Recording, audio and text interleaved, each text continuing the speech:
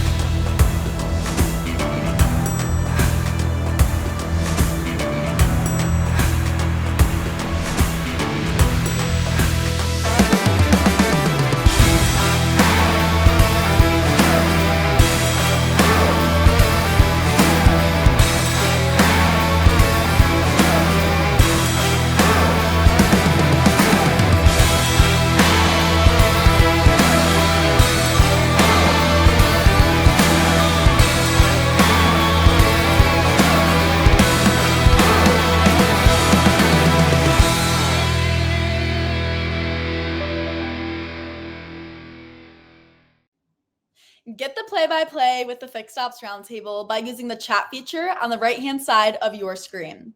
Just be sure to select everyone and not just hosts and panelists.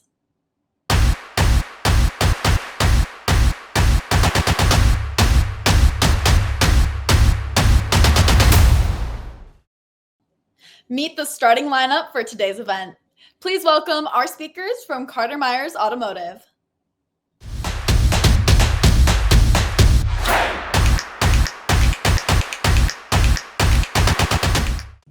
Welcome back to the Fixed Ops Roundtable. I'm Sarah Vantine, and we have a special group with us today on this panel, the Meyers Automotive Group panel. We have Robert Migliaccio. And Robert, I know you have some incredible questions for Beth and Mandy on the team. Could you introduce Beth and Mandy to our audience today?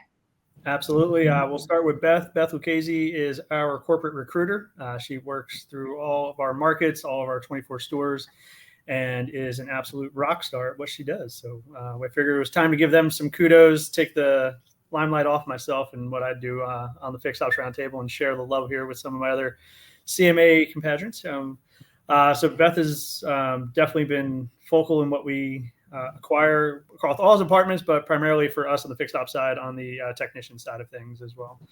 And then to my side here, I have Mandy Housley. Mandy is a former Subaru fixed operations director for many years at the store that she's been with. I won't name numbers here because she's been threatening me if I actually put the actual number out. No, I'm just kidding. But in reality, she is actually, she works with the program very well with what we do with bringing our technicians in after Beth visits and gets them interested in working with us. And she's most recently actually changed over and taken on a GM role at the Subaru store. So now she is in the true leadership role there and truly growing everybody underneath her. So it's an honor to be on the panel with them. Well, Robert, I know today we have a lot to cover, and the biggest piece that I was really excited to learn more about was the pieces with the recruitment process and then the signing day. So I'll let you take it from here to ask Beth and Mandy those questions. Yeah, absolutely. So, this started out with the Northwood. Beth had started bringing up a little bit of the conversation about it, and we got a little publicity in automotive news as well for it. So I thought it was a cool treat to share it out to everybody and let them know what we do. So, Beth, I'm going to send it your way with this. And first off, just kind of explain a little bit of our recruiting process and what we do first. Absolutely. Thank you so much for having me. I'm so excited to share our process. Dealers have been recruiting from trade schools for many, many years.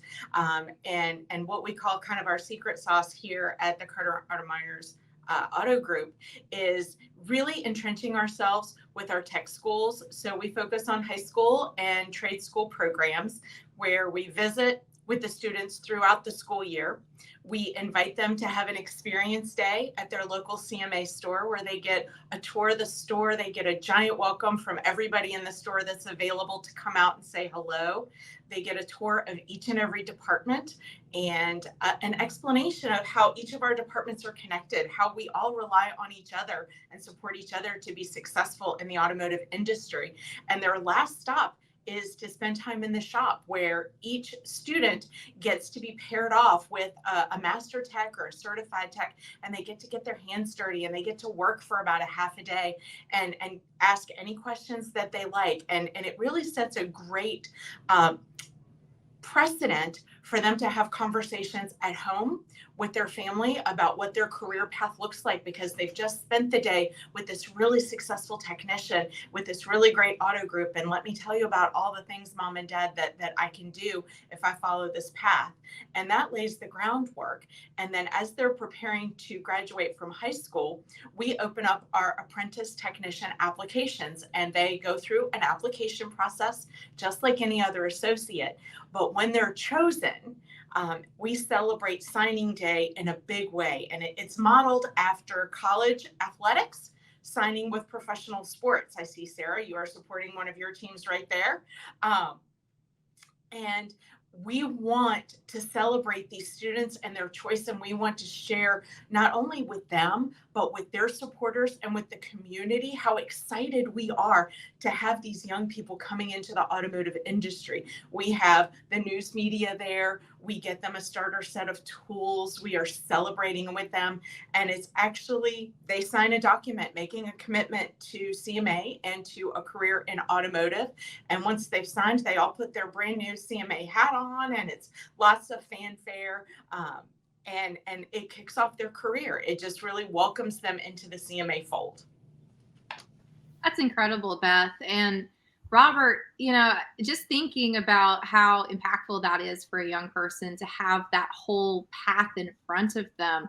I mean, what are some of the pieces that you're hearing from the technicians, like once they're brought on board? So the part that we get best, I think, is the feedback from the senior technicians that are taking their apprentices on, because they've seen that we've adapted to create a career path not only for themselves but also with our lead technicians, because they're growing in an apprentice role. As the apprentice, they're growing to teach their apprentice underneath them. So they're doing us the justice of it, and they see that we're involving not only the student but the parents. We're growing the community of it, so that way when we move forward with it, we're trying to instill longevity with these technicians and get them excited about the career, so that way when they come in, it's not just a job hop situation. It's actually focused on a career path and a career focused mindset for them when they come in. So it's been pretty nice to have that kind of come really around full and have both sides of the parties be excited about the adventure that we're kind of going on together here. It's incredible, Robert. And Mandy, congratulations on your promotion as the Subaru general manager. That is such an exciting opportunity. And, how does this program impact you? I know you've managed and run service departments for a number of years within CMA, and then now you're at the helm of the store. What have you seen? It has helped us tremendously. The growth that we've had in our shop, it's just been amazing. And the greatest thing is with all of this is when they come in, our lead technicians are taking them under their wings. They're seeing that this is our culture. This is the most enjoyable, most fun adventure that they can have on a daily basis. No day is never the same. And the greatest thing of what we've got out of all of this is the connection and their buy-in with us.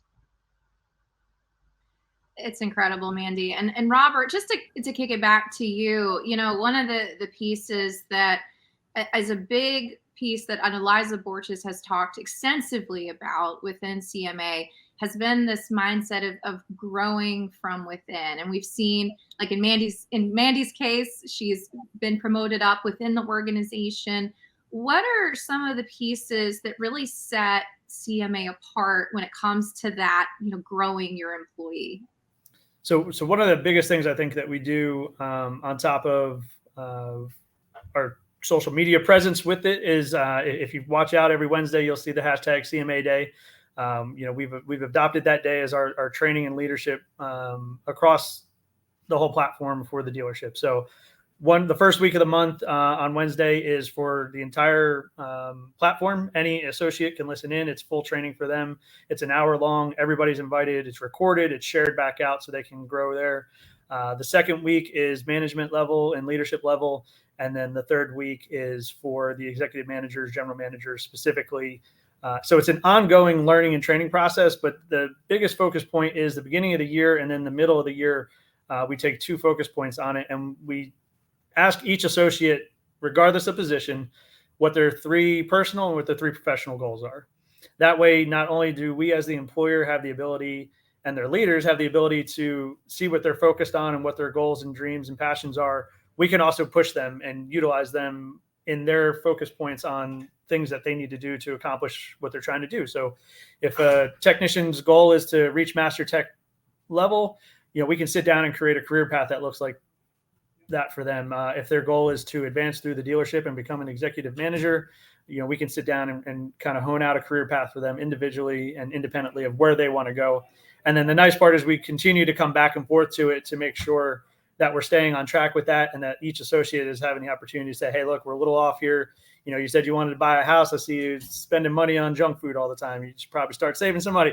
It gives us that ability to really engage and get that personal level as well as the professional level with them. Well, Beth, and just to pivot for a second, this is all of the pieces from from the recruitment, all the pieces with growing your employees from within are incredible. But I know there's a lot of competition out there to compete for all of these candidates when they're considering, professional careers. And so, from the recruitment side of the equation, how do you find some of these incredible technicians in the community? Are there any specific traits or types of people that you're looking for when you are extending the invitation to join CMA?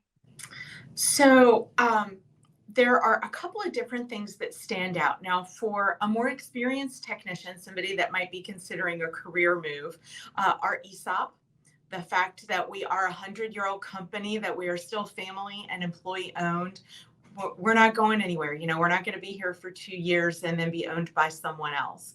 The fact that we continue to grow. I love sharing the story when I'm out in the public talking about opportunities at CMA, that during the pandemic, things were hard. We had to pivot. We all had to learn lots of lessons in how to do things differently. And CMA did not furlough a single person. And we were able to grow by 7 stores during that time. And focusing our growth in a strategic way. I've heard Liza mention several times that it's not about the number of rooftops that we have, but that we are serving a higher purpose, that we are in a market that's large enough to support a dealership, but it is still small enough where our relationships make a difference, where the person that sells me the car and helps take care of my car after the sale, I'm seeing at the ball game on Friday night or at church service on Sunday. And we have ties to our community as well as being a hiring source, right? We are a member of the community. We give back. We have a structured philanthropy program. And one thing that I find really heartwarming is that when I'm talking to the apprentice level technicians, so the student population, they are so drawn in by our green team initiatives, by our sustainability, the fact that we have multiple rooftops that are solar, and that we care about the environment, and that we care about them, not just as an associate, but how their life is going to pan out in 5 years, in 10 years. So by sharing our core values, that we put people first, that everyone wins, and that we're always moving forward, and that these are things that we live by, that makes a big difference. It's incredible, Beth. And Mandy, I want to come to you for a second, because I mean, all of the recognition that Carter Meyers Automotive gives to their employees, there's a lot of internal recognition that Robert Migliaccio has mentioned and championed in his stores. But then Mandy, you know, you as well, you've had a very successful career with Subaru Winchester. And then you've also had the opportunity to be recognized on a more national stage with Subaru. So could you share a little bit about how this has really helped you, and how CMA has helped, you know, give you some of those additional recognition pieces? It's the connection that I have with the staff. It's the connection that I have with our customers. It's all the relationships that I have built over the years.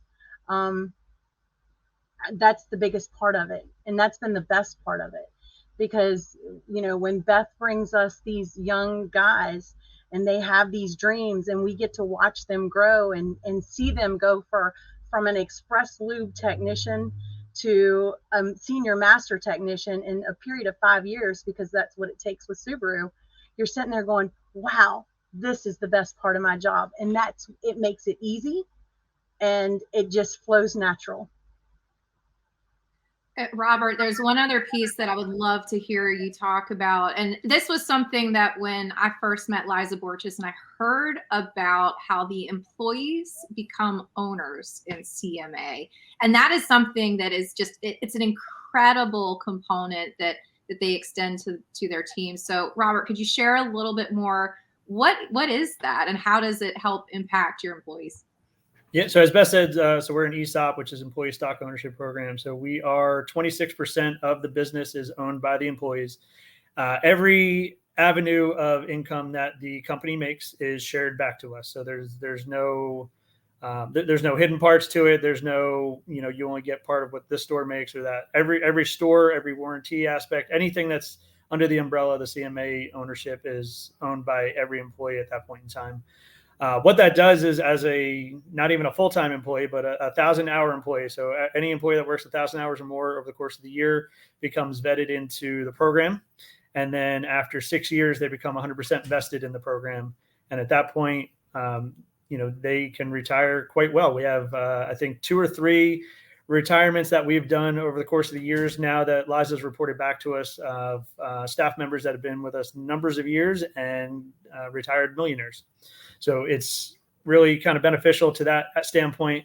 A lot of the focus from it comes from the family's belief of not only longevity for the employee, but also belief in your future. So they're not looking at it just as monetary money to give us towards anything, but more of a future retirement process for every employee in that aspect of it, and making sure that we do have a future for ourselves past CMA once we decide to retire. And the realization is, and I know they're hoping some of the people would probably retire at this point in time.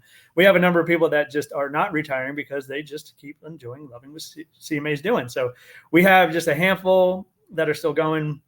There's a couple different events that they do. They do top 100 shareholders then at the once a year. But the big part of it is every year we do an evaluation. They come through, they tell us about the stock, what the stock ownership was, what the percentage of growth was, which we've had double-digit growth over the last 6 years with the company. And everybody gets a stock letter notification of how much stock they got. I know just using past years in it, the average employee was getting pretty good amount of money in it. Some with the percentages were getting, you know, $30,000, $40,000 in investment money back to them just from the growth of the company and stuff like that. So it's been, I think, very instrumental in what the company offers, different from other platforms, all the while still holding a 401k, still dental and you know, holding all the regular benefits that all the other manufacturers and dealerships offer out there. But I think that's one swing that's kind of always been geared towards our side that we can share a little bit differently with everybody. And it's a really cool program. I don't really know how else to say it. It's really neat. So. Well, I want to come to Mandy and then Beth on this, because the ESOP program, I mean, it's an incredible opportunity for employees. Mandy, I know Liza had told me as well, there's some additional technician compensation bonuses and things that y'all do throughout the company to really hold on to that talent and keep them motivated. Could you talk about some of the things that you're doing in your Subaru dealership? Sure can. One of the things, and I think this is pretty much through CMA, is that for every hour you turn, there's $1 that's set aside. So if you stay, it's a retention tool, obviously, but it starts out in August. It starts in September. It ends in August. It's paid out in December, and basically every hour the technician turns, there's $1 set aside, and as long as they're still employed with us, then that money will go to them in December. And Beth, what are you seeing across the organization? Does that make a big difference when you're discussing those pieces in the hiring process? Sarah, it makes a tremendous difference, because as we all might remember, when we were 17, 18 years old, thinking about going to work, they're focused on that $1 an hour. And fortunately for us, because we foster relationships with instructors and parents throughout the year, we are able to share some of the benefits that are maybe not heard immediately by the students, but they're heard in the long run. But when you can speak to, not only are you paid well, but when you're turning flat rate, there's another appreciation bonus. And I love to share with our students, not just the appreciation bonus itself, but the fact that our leadership team is continually looking for ways to show appreciation for the hard work that all of our teams do, that they try to be innovators in everything that they do to make our employee lives solid. For example, in the last year, they implemented a PTO sharing program where we can share PTO hours with a colleague that may be out of hours and need it for an illness or to help a family member. And being able to share stories each year of something new. Pet insurance was added recently. That speaks to a lot of our younger associates. But just sharing that even the benefits package is examined every year to make sure that we are offering the best workplace environment and the best benefit program that we can for our associates. And that goes a long way. So many incredible pieces at Meyers Automotive, and just a lot more information that I'm sure we'll discuss on future roundtables. And it'll be exciting to have you all back to talk more about all of the innovative things that you're doing at Meyers. On behalf of Ted Ings, everyone, we have Beth Lucchesi, Mandy Housley, and Robert Migliaccio with us today on the Fixed Ops Roundtable. This has been an incredible panel, and thank you all for being part of it today. Appreciate it. Thanks, Sarah. Thanks for having us. Thank you. And everyone, stay tuned. We have some exciting segments coming up next on the Fixed Ops Roundtable. You have data here, and here, and here, and here, and here, and here. You might even have something you call a CDP. But it still doesn't unify all of your data. It's basically limited to outbound marketing. But what if the technology was available to collect data from every source, normalize it, unify it, and then act on it? Yes, your marketing is more effective. But so is your sales follow-up, and your chat conversations, and your in-store workflow. It would completely change how your customers experience your store and how your employees sell. Every interaction feels perfect, almost like it's been curated specifically for your dealership. Introducing the industry's first unified intelligence engine, Curator.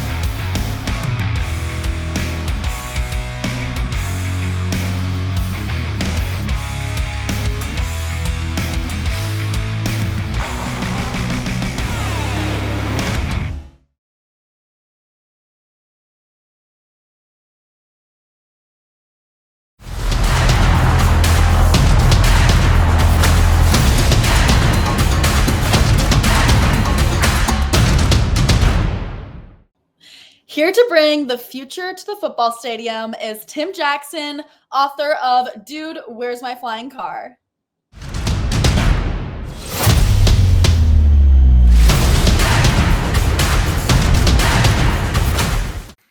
Welcome back to the Fixed Ops Roundtable. Tim W. Jackson, a great friend of the automotive dealer and the industry, is with us here today. He's got a new book out. It's been a while, Tim, since you've been on the Roundtable. You've been all over the industry. I see a lot of things happening with you. Welcome back to the Fixed Ops Roundtable. Well, thanks so much, Ted, and it's an honor to be on, and I appreciate your involvement with Northwood University recently, and I think you're right on target with everything you're doing with Northwood, and they're a great institution. But also compliment you on the Fixed Ops Roundtable. Fixed Ops is the most important part of the dealership, and you recognize that, and that's very important. Well, today, Tim, and thank you for that, I'm going to ask you a little bit about your new book that is out that I just got in the mail a few days ago. It's called Dude, Where's My Flying Car? Okay. And it's about the history of mobility as only Tim Jackson can tell it. And it's highly recommended. The audience can pick it up on Amazon. Dude, Where's My Flying Car? A fascinating look at the past, present, and incredible future of personal mobility by Tim Jackson. Tim, I do think this is the most exciting time I can ever think of in the automotive industry. Oh, I think it is. It's I say that every year though, and then it surpasses it. It proves me wrong. It can be even more exciting, but it's an amazing industry to serve, and I know you enjoy serving it, and I do too.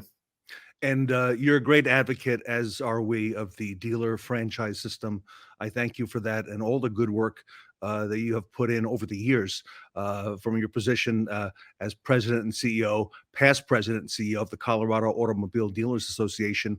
Also, one of the longest running automobile shows, I think third longest. You and I were chatting in the green room. So congratulations on that. And all the good work you've done there. I want to talk to you briefly before the book about something I saw in Automotive News recently. You had an opinion piece published that argues against the use of stair-step pricing. We've talked about this for years and years in the industry with dealers. Tim, explain to us why that's bad for the industry. You know, over the years, off and on, different manufacturers have, let's say, waded in, some have dived in, I guess, to stair-step pricing. And for anybody that's listening and doesn't know what that means, so it's also sometimes called two-tier pricing. I think the more common term is stair-step, but what it has to do with is it's intentionally rewarding those few dealers that are able to, based on their location, proximity, local demographics or something, to hit a higher bogey, if you will. So if they hit a bogey, it might be 180 new cars a month, or it might be 100 cars a month, then they buy each of those. Their invoice on each of those is less. And typically it could be anywhere from $500, $1,000, sometimes even $1,500 or $2,000 less. What that does in this opinion, and thanks for pointing that out, Ted, it was in last week's issue, hard copy issue of the Automotive News. And I'd seen the article that it's coming back, and not by all manufacturers, but by one manufacturer. In this case, it was Nissan, and they were only using it on 3 different models, which that is definitely just wading in instead of diving in. But if they wade in and they like the water, they might dive in next, or others might dive in behind them. Here's why I say it's bad for manufacturers, for dealers, and for consumers. Let's start with the automakers. For automakers, they should want, and they most do want, but they should want integrity in pricing across their dealer body and across their retail outlets, so that their customers, no matter where their customers are located, can have a reasonable expectation of buying somewhere around MSRP, maybe oftentimes a little bit below. But if certain dealers can offer something well below MSRP, but other dealers can't, that there's not integrity in pricing. So manufacturers should want that integrity in pricing. And so if they don't have it, it looks bad on them. For dealers, let's say for dealers, it's bad because I've actually seen dealers, and I won't name names or brands, but I've had dealers tell me I had to send my best friend, somebody I went through 12 years of elementary and secondary and 4 years of college with, and send him to my competitive dealer because I couldn't buy the car as cheap as he could buy the car, as inexpensive as he could buy the car from a competing dealer. Now that has to be nerve-wracking. And that dealer was 60 miles away, so had to send that customer out of town to a neighboring town to get that vehicle. And then for customers, we should all want, as the industry should want, customers to look at dealers as fair and reasonable, and have a reasonable expectation that whatever dealer they can go to, that dealer can sell them the vehicle for a competitive price with their neighboring or competing dealer. If that can't happen, the customer looks bad on that dealer. So it's making the dealer look bad, and for the customer, it's creating question marks in the customer's mind that shouldn't exist. All right. Well, very good. Tim, if I can, on to the book. Okay. The new Sure. book, Dude, Where's My Flying Car? Out and available on Amazon and elsewhere by Tim Jackson. Tim, I was recently last week in Dayton, Ohio, for a roundtable event that we were doing there. And I didn't realize what a hub of aviation that Dayton is. And during our conversation there at dinner, some of the folks mentioned that, we talked about what's next in automotive, what are the next ideas, what are the next things happening. And I knew that you and I would be interviewing here today. And they said, Ted, you got to be aware of the flying car. And I almost dropped my fork. I said, you're kidding. They said, no, we have a lot going on here at Dayton, and we're taking a serious look at that. So your book is not just about that. It's about all of mobility. Give us your thoughts behind that, and what do you see as important trends and direction in our industry?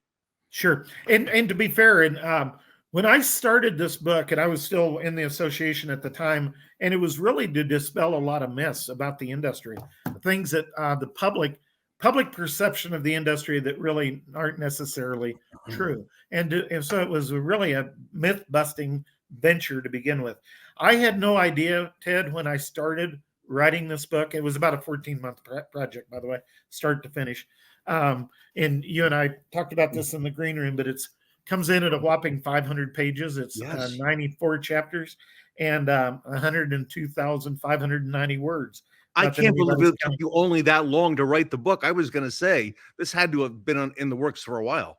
Yeah, it was about a 14-month project. But so for your auto gurus out there and your gearheads, there is a chapter in the book on every car brand that's in market today, where they started, who started them, what the original objectives were. It's in chronological order, so therefore date order. So the oldest is, let's say the first is first in the book, and the second is second in the book, and all that. One thing I should say, I'm a pretty avid cyclist, and it actually starts with bicycles, because bicycles in the 1860s and 1870s were precursors to cars, motorcycles, and even small planes because of Orville and Wilbur Wright.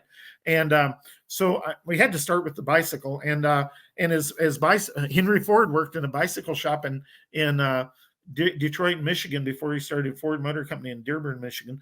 Carl Benz over in Germany worked in a bicycle shop, as did Ransom Eli Olds, founder of Oldsmobile, David Buick, founder of Buick, and so on. So bicycles were really a precursor to cars. And now, when the book gets into the future, the precursor to the flying car are really the drones. The drones are precursors to the flying cars. So a lot of the drone technology, and if you look at the cover of the book, that's a Joby, which is going to be built, as you mentioned, in Dayton, Ohio. Joby is invested in by Boeing and by Delta Airlines and by Toyota. Toyota's got $1 billion invested in it. Wow. But some would look at the picture of the Joby and say, well, that looks like a drone. Well, it does. It is think of it as a passenger drone. And so they're vertical takeoff and landing vehicles. They take off and land like a helicopter. But then when they're in the air, the props, and this is taking off because of the props are horizontal, so it's going vertical. But when the vehicle gets in the air, the sweet spot is 500 to 1,500 feet. The props will rotate and it will fly through the air like an airplane. So they will actually pivot, and it's called transitioning the props to be like a plane. But anyway, so they're much quieter. They take off and land like a helicopter or a drone, but they're much quieter than the other vehicles that take off and land like a helicopter. That's the actual helicopters, because they are very noisy and very wind disruptive. So the claim on these is they're 5% the noise disruption and 5% of the wind disruption of the helicopters. So and they're all battery electric, so there's no jet fuel needed.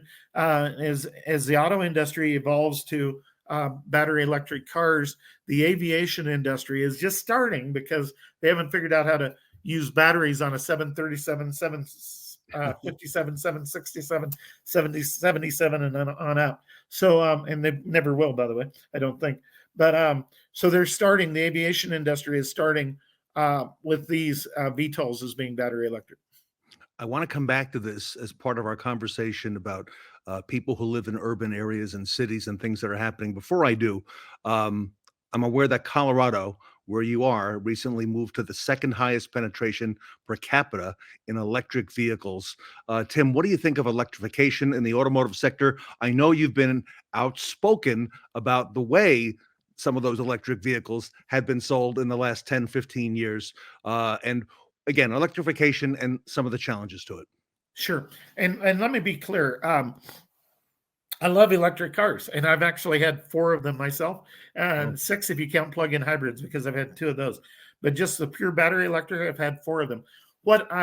So I love electric cars, and there's, of course, a chapter on electrification in the book. But I also make it very clear, for us as an industry to make this work, there has to be consumer pull. It can't all be government or industry push. So there has to be consumer pull. I'll tell you a quick story. I was there when the first Nissan Leaf in Colorado was delivered to a customer. It was in 2011, and it was at Empire Lakewood Nissan. And they invited me out for that delivery, and it went to somebody that worked in the renewables or sustainable energy. He worked at the National Renewable Energy Lab, NREL, which is headquartered in Golden, Colorado. But I looked, so the MSRP, and you and I are old enough to remember this, the MSRP on that car was about $42,000 to $44,000. And I walked across the showroom in that Nissan store, and there was a Versa in there at $18,000, and there was a Sentra in there at $22,000. And I thought to myself, there has to be a way to bring those together, because a natural consumer is going to opt for the most affordable car, especially if it's a 2-to-1 pricing.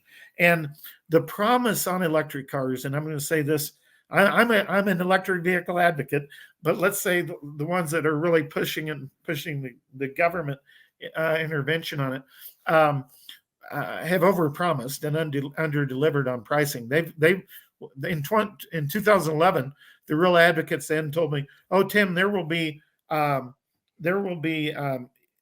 will equalize by 2015," and then later parity. The word is parity. So we will have parity by 2015, and we didn't. Then we'd have parity by 2020, and oh, by the way, we didn't. And now we're in 2024, and I think you know, and I know, you go into a dealer lot, and there's not parity today. So now it is getting closer, and part of that is that Versa is no longer $18,000. The Versa is closer to $28,000 or $29,000. So it's come up, and probably the Leaf, they've made it in a way that they can come down. But it is really taking the governmental incentives, both federal and state, to gain that parity. And I just don't think that's sustainable for the long term. I want to ask you about our cities around the country and around the world, not just here in the U.S. They seem to be making it harder for people to own, drive, let alone park cars. What's the future for automotive and the automotive industry, especially in densely populated cities, for example, New York? Yeah. Well, and I live right in Denver, not in a suburb or not in this country. I live right in Denver. And I can tell you that I was shocked when and he's not the mayor now, but the most recent mayor before the one we have now was in Washington, D.C., and he was interviewed on a radio station in D.C. And they said, "Mr. Mayor, you're mayor of Denver, Colorado. What is your number one problem in Denver, Colorado?" And I thought it was going to be crime or homelessness or the cost of inflation or cost of housing. I would have put any of those in the top 4 or 5. And the one he put as number 1, I didn't see as anywhere even in the top 10. And that problem was single occupancy vehicles. So SOVs, single occupancy vehicles. It's like the lettering WHAAAA. What? What are you talking about? Single occupancy vehicles are a problem. But they have gone after those in Denver and a lot of other cities, not just around the country, but around the world, to make it harder, as you said, Ted, to buy, own, drive, and park cars. And how have they done it? They're taking parking spots away. They're making parking otherwise higher. They're allowing zoning for construction of 500 and 1,000 unit apartment and condo units with 0 parking. They're allowing hotels to be built with 500 to 1,000 guest rooms and 0 parking, with the idea that we're going to make it harder for people to buy, own, drive, and park cars. The other thing they've done is they've taken lanes away in parking for bike lanes. And Yes. And I'm an avid cyclist. It's not against cycling or cyclists. Just as a cyclist, I don't want to ride down the busiest thoroughfare in Denver. I want to ride on a quiet trail where it's safe and where I don't have to worry about cars or people. But I had a city council member tell me, Tim, we know we won't get many bikes on that bike lane down South Broadway. It's 0.2%. That's the traffic. That's the commuter count. It takes up 20% of the lanes, but it carries 0.2% of the commuters. He says, and this is what he told me ahead of time, we just want to make it harder for people to drive their cars, so they opt for the bus or a bike instead. Fascinating. Social engineering. Yes. Your new book highlights this new industry in mobility. It's about to, no pun intended, get off the ground. All right. But a lot of us have been looking and, what's next in automotive. We've heard a lot about AI the last 2 or 3 years, and AI is now embedded into the fabric of a lot of things that all of us do. What does the automotive industry need to do to prepare for aerial mobility? It's coming. I'm hearing about it now in a lot of different places I didn't expect. And for the folks watching and listening to you and I today regarding the future in the automotive space. No, that's an excellent question. And let me say this as a precursor to your to answering your question, in that we talked about the early days of automotive. If there was a time machine, the time period I'd want to go back to is 1900 and 1920. There were literally over 2,000 automakers trying to get their start in the U.S. They were starting in livery stables and blacksmith shops and sometimes backyards and barns. I would say garages and driveways, but it even predated garages and driveways. We didn't have garages and driveways yet because we didn't have cars that needed them. Most of those, obviously, they were through consolidation and business failures. Most of them went out of business. And now today, here in November of 2024, there are fewer than 30 automakers that produce over 95% of the production cars around the world. Now, fast forward to this new flying car space, there are over 200 companies around the world trying to, as you said, Ted, get off the ground with flying cars. Over 200. Most of those, frankly, won't make it. I saw one. I was last week at the National Business Aviation Association conference in Las Vegas, and there were 2 on display. One, the same one that's on the cover of the book, the Joby, and then a Lilium jet that's produced or planned for production in Germany. And the next day after I came back, it said Lilium's out of money and they're going out of business. I hope somebody buys their assets because it was a beautiful vehicle. But a lot of these won't make it. But to prepare and to the thrust of your question, there are going to be a lot of what I would say dealer opportunities. And by the way, we've talked a lot about the urban air mobility. Let's say flying taxis. That's a shared ride, not one that you would land in your driveway or park in your garage. What I'm really hoping for, and I imagine you and a lot of the viewers are hoping for, would be a PAV, and that's a personal aviation vehicle. And there are several of those coming online. One is called Drone Aerospace. I got to see it live and in person and visit their headquarters in Pompano Beach, Florida last week. Wow. And they're working toward their certification. One is called Pivotal. It's like pivot and then AL, PIVOTAL. And it was funded largely by Larry Page, a co-founder of Google, and it's headquartered in Silicon Valley. These are both, well, actually, Pivotal is a one-person vehicle. Drone Aerospace is a two-person vehicle. But the Pivotal, they've actually got about 10 or 12 in service. And at the Oshkosh Air Show in Wisconsin last July, I met somebody that had already taken delivery of his about 4 or 5 months prior to that. And he had 422 flights on it. And I said, well, if you were buying today, this is just one-on-one conversation, similar to what it looks like we're having here. I said, would you buy it again? And he said, I view this as the best purchase that I've ever made. That says a lot. Now there's one other that I want to get in here and squeeze in here in time. It's called the Jetson One Jetpack. If you look at the pictures, just for your viewers, Google Jetson One or Jetson One Jetpack. It's a company out of Switzerland, but it's a one-person passenger drone. It weighs in at a whopping 190 pounds. So you could land it in your driveway. You could park it in your garage. You could charge it in your garage, just like you do an electric car. And you could take off and fly it to work or to the beach or to the mountains. It has a 100-mile range and will fly at speeds of up to 60 to 70 miles per hour. And I was on a flight to Washington, D.C. to an aviation conference last month. And I asked the pilots, I always ask the pilots, are you familiar with what's going on VTOLs? The captain had a friend who has one of these Jetson One jetpacks ordered. And he said he hasn't taken delivery yet, but he was out where they did a demo on it. And they hooked it up to something that weighs 1,000 pounds. It's supposed to have a load limit of 210 pounds. So I might have to take a dive before I can get in. But he said they hooked it up to something that weighs 1,000 pounds and it lifted it right in the air. So Jetson One company, they want to increase the certification on it, maybe not to 1,000, but way over the 210 pounds. But can you think of all the use cases, the utilitarian use cases in construction, in agriculture? I think of a few in automotive, and any place that has a lot of inventory and inventory around a lot or whatever. And if you have a drone, a passenger drone, you could go in and above that inventory. It will be very valuable. Now, the price on these might scare some people, but it comes in at $98,000. But I'd still like to have it at that price.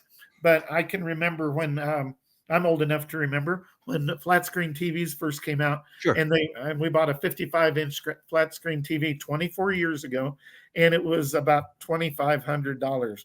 We had to replace that TV about a month ago, and the replacement, a lot better TV today, higher quality, was all of $400. So that's what we'll see when the mass production gets up and competition kicks in, because these companies aren't just in the US, they're around the world, and there's Chinese companies coming to market with these vehicles too. I'm listening to you. I'm looking at your book, one of the testimonials on the back cover of your book, written by a young lady who refers to the Jetsons, that TV series, which had to have been 60 years ago, Tim. And she says that virtually all of the predicted conveniences from the Jetsons television show have come to fruition, except for the flying car. So I've got to ask you, and especially in light of the last 10 years and the innovation we see in automotive, I don't think it's far-fetched, okay? I think this is coming, and I think it's going to be a reality in our lifetime, maybe even very soon. What do you say? I do. Well, yeah, and as I said, the Pivotals are being delivered right now. Yeah. The Jetson One jetpacks are being ordered, not quite delivered. Drones are not delivered yet. But yeah, back on the, I think we'll see them first in the urban air mobility, or let's say the shared space for the Archers that we talked about, the Joby. There's another one called Whisk Aero that's wholly owned by Boeing. I think we'll see those first. And they're actually contracting for services in places like Houston, Texas, San Francisco, California, Los Angeles, California, New York City for the market in which you live, Ted, and New York and New Jersey, Chicago, Illinois, and I think Denver's not too far behind. But I think we'll start seeing those in service. They think next year, I'll handicap it and say 2026. But by 2030, and that's just 6 years away, or 5 years and 3 months, or 2 months now, away. And I I think we'll see them before that, and they'll be commonplace to where you and I will want to ride one every time we need to go to the airport or get someplace fast. Tim, last question for today. Fixed ops roundtable. The folks watching today, dealers, retail managers, it's such an important part of dealerships more than ever before. I'm listening to you as we talk about aerial mobility. I'm thinking this is going to give new meaning to the phrase mobile service. How are fixed operations going to be included in this aerial mobility plan for the future? You know, you just said something, Ted, that I had not thought of, and you're exactly right. If I can send a tech out in a Jetson One jetpack to a location that would take him or her an hour to an hour and a half, maybe 2 hours to drive to, and they can fly in a passenger drone in 8 or 10 minutes, why don't I want to do that? It's faster for the customer. It's faster for the dealer. It's more productive for the tech. I had not thought of that. I was already happy to be on here with you, but I'm glad you thought of something that I hadn't. It also triggered one other thing, and maybe I didn't answer as broadly on dealer opportunities, but dealers, some dealers, not all, have more real estate at their lot than what they necessarily need. And these vertiports, when you think vertiport, just think helipad. It's exactly the same, but we had to have a different name because it's a different vehicle. But there will be needs for vertiports all over the country. And just like electric charging stations, they're trying to find places to put them. They're going to be finding places to put vertiports. And some of them might be, I've even heard of new car dealerships. The one in Chambers out of Massachusetts has Herb Chambers. He has a helipad on his rooftop of his main store. So that would be, it's already there for flying cars. So I think across the country, dealers will be able to place vertiports. It will make their dealerships more popular. Now, with it, they're going to have a place for people to park when they go ride in the shared ride. So the parking may be the bigger problem. But I think that's an opportunity. I think what you said earlier, not the service vehicle as a drone, but servicing the drones. And I also think that dealers it would make sense for Jetson, say all of these, Drone and Pivotal and all that, to go through dealers to sell and service these units. They are cars. They are just flying cars, they're three-dimensional cars. We haven't mentioned three-dimensional. Where all the other cars we use are, 330 million of them on the road today, are all two-dimensional. These are three-dimensional. They go in the air. And back, I wasn't dodging your question also on AI, but let me throw something in on AI. Ultimately, they want to make them autonomous. And of course, autonomous technology in cars is going to be similar to drones. And those commercial flights by Boeing and Airbus now can largely fly themselves through autopilot and other technology. And these will be able to do that very soon as well. Everybody, Tim Jackson, friend of the dealer, friend of the retailer. His new book is out. You can pick it up on Amazon right now. Dude, Where's My Flying Car? It is a fascinating look at the past, present, and incredible future of personal mobility. I highly recommend it. It's a great read, and it talks about where we've been, where we are now, and where we're headed. And no one better to tell that story than somebody who's on top of this technology, Tim Jackson, also the past president and CEO of the Colorado Automobile Dealers Association. Tim, I'm going to invite you back. Maybe we get together again early in the new year, and maybe we put a panel together with some experts to help support some of the things that are happening, and maybe some dealers, and get some of their ideas. On this, well, on that subject, if you want, I could get a company representative from those that I've mentioned, either the drone, and I wouldn't say either, but all of the above if you want, and we'd have a real lively discussion. I think we would, and maybe we get a very progressive retailer like an Ed. I'm just thinking out loud, Ed Roberts from Bozard. I know Ed. And I think we'd have a lot of fun with that. So, Tim, on behalf of the Fixed Ops Roundtable, I want to wish you and your family a very happy Thanksgiving, and thank you for all you do for the industry. Well, happy Thanksgiving to you, Ted. Thanks for the opportunity. I love your program, and I love what you're doing. I also really love the fact that you keep up with this new technology, because I think that there's fewer than 1% of the population even know what a VTOL is today. Well, I think we're about to find out. So, Tim Jackson, on behalf of the industry, thank you for all you do. Tim Jackson, everybody, author of the new book, Dude, Where's My Flying Car? You can pick it up on Amazon.com. Tim Jackson, here with us today at the Fixed Ops Roundtable. Opportunities for revenue growth are out there, and they're closer than you think. The problem is most service departments lack the time, software, and data to see these opportunities. They're in the dark. That's where we come in. We help shed light on revenue growth opportunities hidden within your data. Dynatron gives you the tools, coaching, and knowledge to maximize your service department revenue.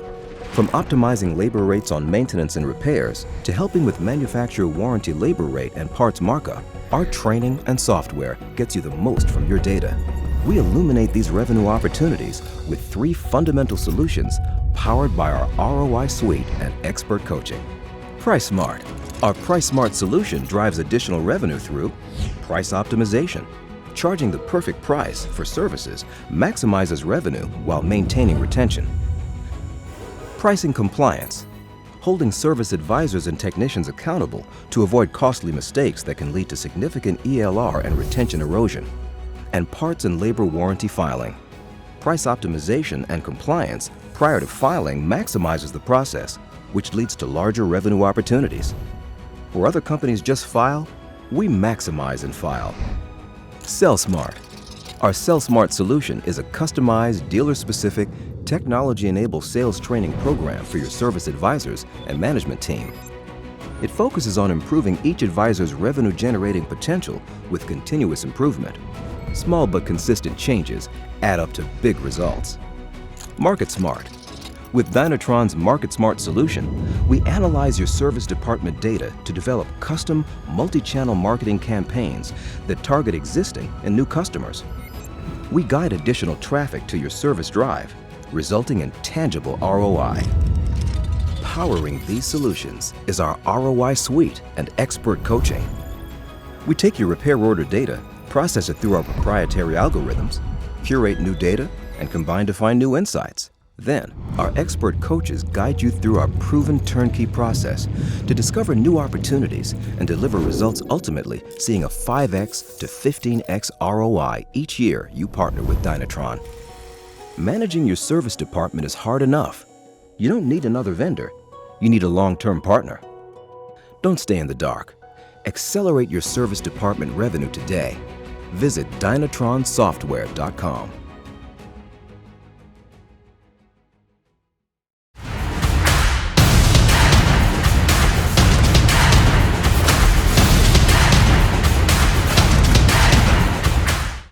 Check out this Game Time interview filmed live at Northwood University featuring Don Andres, Sarah Vantine, and Ted Ings up next.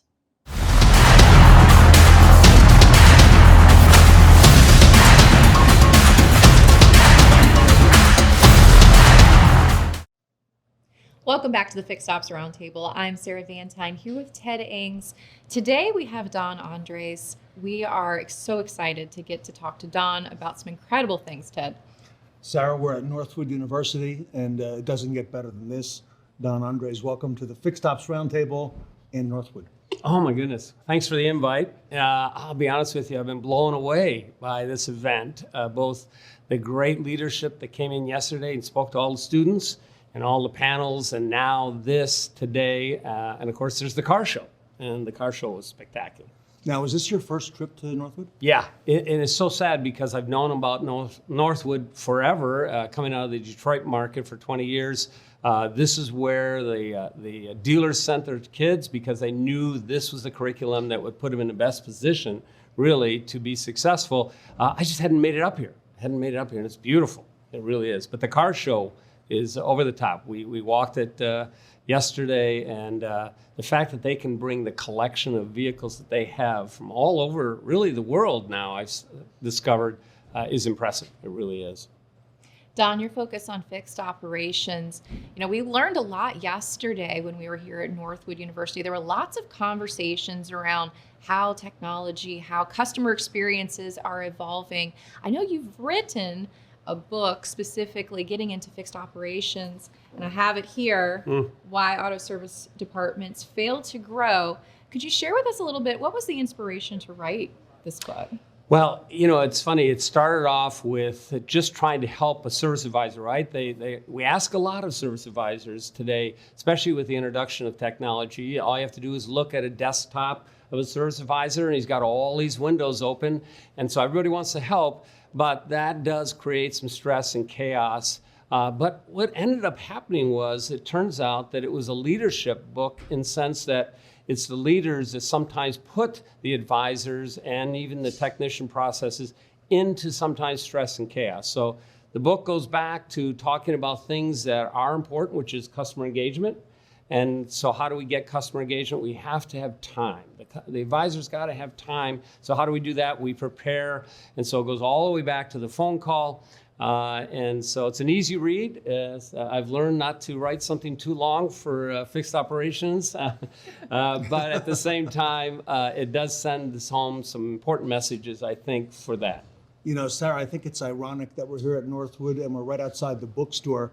I'm thinking that Don's book belongs in the bookstore at Northwood as a staple of Northwood life. What do you say? Oh, absolutely, Ted. And you know, as Don mentioned, this is so packed with incredible information. Don really does an incredible job of weaving in some personal pieces, but then also really, as you mentioned, providing that leadership insight. And it's really a compact, precise book, and this would be an incredible addition, Ted, to Northwood. I've been impressed with the students already knowing as much as they know about fixed operations, the way the curriculum requires them to go into dealerships and evaluate their performance and see where there's opportunities. That's impressive. Were you surprised in seeing that at such an early age? Absolutely. And then they spoke so confidently about areas that they believe they could help in a dealership. When you have somebody that you can hire that is coming in with that kind of energy and focus and understanding, you know, I wish I would have came here as I entered the business many years ago. I know you're seeing a lot of things happening, Don Andres, in the industry right now. It's an exciting time to be in our industry. What are you keeping your eye on? What do you see that gets your attention right now at this point in time? Well, there's a handful of things that have really been impressive. One is the fact that technology has allowed these technicians now to create probably more trusting in this evaluation of a vehicle and their needs. Now they're doing video and sending that to the client. So now when they're sharing the concerns with the customer, they're doing it with real-time video of their car. I think that's impressive. The other part of it is this idea of focusing on working around a customer's busy life. One of the areas I think we've always struggled is in the industry forever was, hey, these are our hours, come drop off your car and we'll call you when it's done. Well, the truth is that didn't work. So the independents have always been able to capture that because of it, right? And so we've learned finally to say, okay, let's start working around a customer's life. What does that mean? That means we're going to do pickup and delivery, and there's not just companies that we'll talk about. There's actually people out there that you can hire companies. They'll do that on your behalf, and of course that's powerful. Then of course mobile service has been introduced. You know, I've spent some great time this year getting to know Ed Roberts, getting to know Jim Sabino, and what they're accomplishing in their vehicles with mobile service. It's impressive. It's really impressive. And when they can't get something done at a particular visit, they're almost immediately setting up the customer to have the car picked up, brought into the dealership to continue that repair, and then bring it back to them. So again, the customer is an inconvenience. Now it makes sense to do work with that store, and that's impressive. All this focus on convenience and the customer and transparency. I heard here over the last couple of days also the reference to the hospitality industry. Yeah, it's amazing. And of course, that really comes down to relationship building. When you are in the hospitality business, what you're really doing is you're building a relationship, whether it's at a restaurant and you getting to know the customer's name and starting to recognize things that they are going to want when they arrive. The good restaurants figure that out, right? Well, now the dealerships are starting to understand. Now, what does that really mean? Well, you've got to slow the process down enough on that phone call. A customer may call and just want a date and time to bring the vehicle in, and we have to understand that we got to go a little farther on that phone call. We got to find out what's going on in their busy life, work that appointment around that busy life so that we have time to engage with them when they come in. Now the time works for them. We've prepared for their arrival. We've got the pre-work order ready. We've looked at their history. We know things that we want to talk about in their car. So now I'm having a real conversation and engaging with them. And of course, now I'm building that trust. And so that hospitality part of it is really us doing more work. We got to work harder prior to the visit, but it allows us to have a real relationship. Reminds me of the cheers, right? Everybody knows your name, right? I think that's important.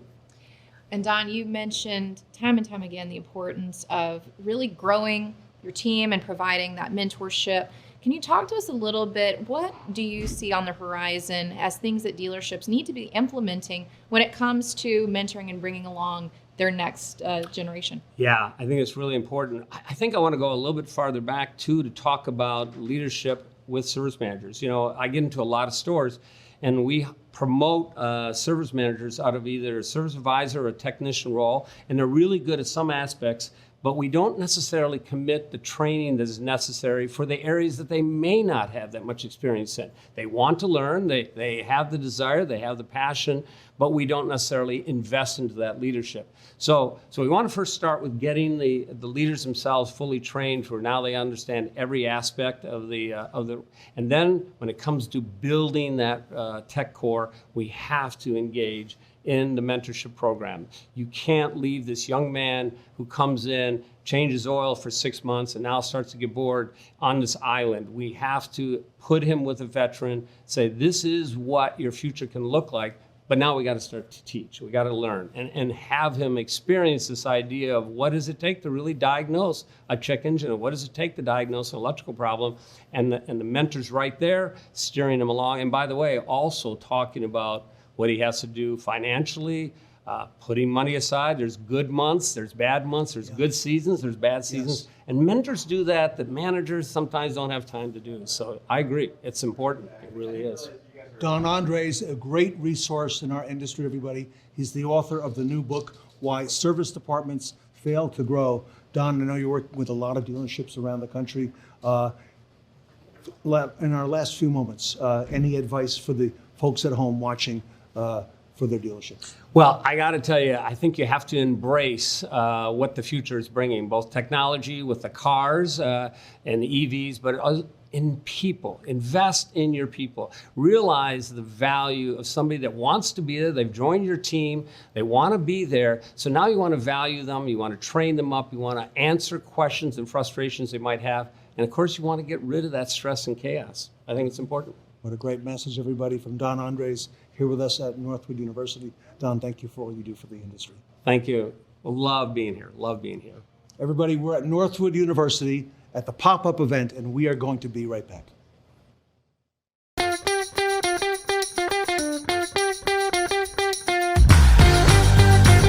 Go mad. Go mad. Go mad. Go mad.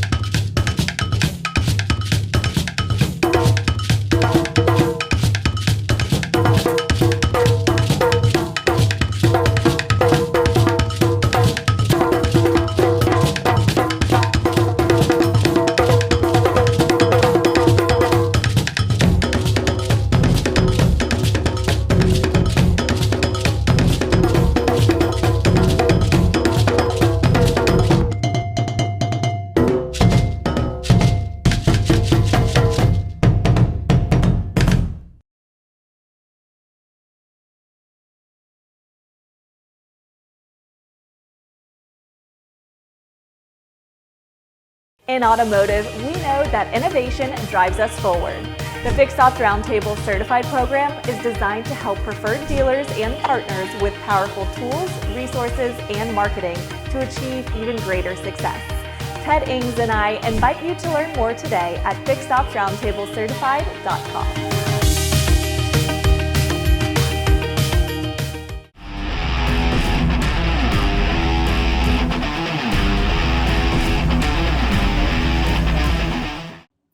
These speakers are no rookies. Up next, we've got the Young Tech panel.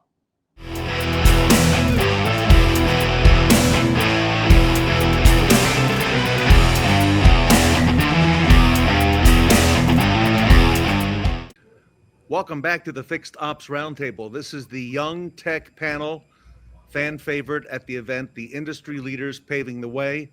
We're so grateful to have Team Bozard with us here today from St. Augustine, Florida, Appletree Honda and Acura, the Kaiser Automotive Group, Germain Motor Company out in Ohio, Carter Meyers over in our friends in Virginia, and of course the All-American Automotive Group, All-American Ford Group in New Jersey. Jeremy Stevens is here with us from Team Bozard. And Jeremy, I understand you're going to flip the script today and do this a little bit differently. Yeah. So we always talk about the young tech panels, and it seems like we always had the managers, and then we started adding the technicians. But I think at this point, I kind of want everybody to get out of their seat and let the technician take the front seat. So if y'all could switch around, and let's get the technicians up front. Put them on the spot.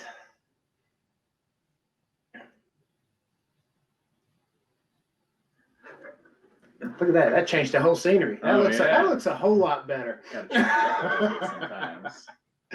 So let's do this. Let's go around the room real quickly. And for the young technicians, if you would introduce yourself and just how many years you've been at the dealership. So let's start with Nathan. Do you want to start? Yeah. So hello, everybody. I'm Nathan Bennett. I started at Bozard. I just had my 1-year anniversary just a couple weeks ago, and it's been great. With us, we got Ray and Jacob. You want to take it over?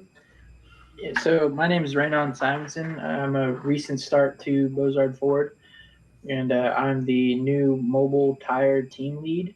So this is a new program that we started, well, I guess kicked back up recently, and we're looking to grow that along with our other program. But I've been here, I want to say like 2.5 months, and everything's gone pretty well. So yeah, the tire truck is finally fixed for real this time. Young Jacob. And my name is Jacob Buckland. I've been here, I started October, like first week, so a little over a month. Having a blast here. I'm in the tech development program right now, about to be on mobile. Excellent. Welcome, Team Bozard. Thank you for being here today. And we'll come over to Appletree Honda and Acura, and we know Richard Lupo. We're about to meet Claire. Hi, I'm Claire. I've been in the automotive world about 5 years, but I've been at Appletree about 3 months, and I love it. I'm a express technician and entry-level tech, doing a lot of online training and hands-on training, so learning a lot. A great team here, a lot going on, so it's always something, but having a good time, and dealership life is definitely for me. A great mentor there in Richard Lupo, so welcome. Steve, I know you've been waiting for this moment for a long time, so show is yours. I'm Steven over at Kaiser. I've been with Ford for about 9 years, and I'm coming up to I'm 7.5 here, I think. I'm one of our head trans techs, and I started from quick lane, and now I've got a 10-speed torn apart on my bench. So, and I understand you got a new development or so in your life. I heard from Shon. Yes, I proposed to my girlfriend of 2 years, and she said yes. So we haven't set any dates, we haven't done anything, but yeah. And she doesn't even have the ring with her. It's getting sized right now. So.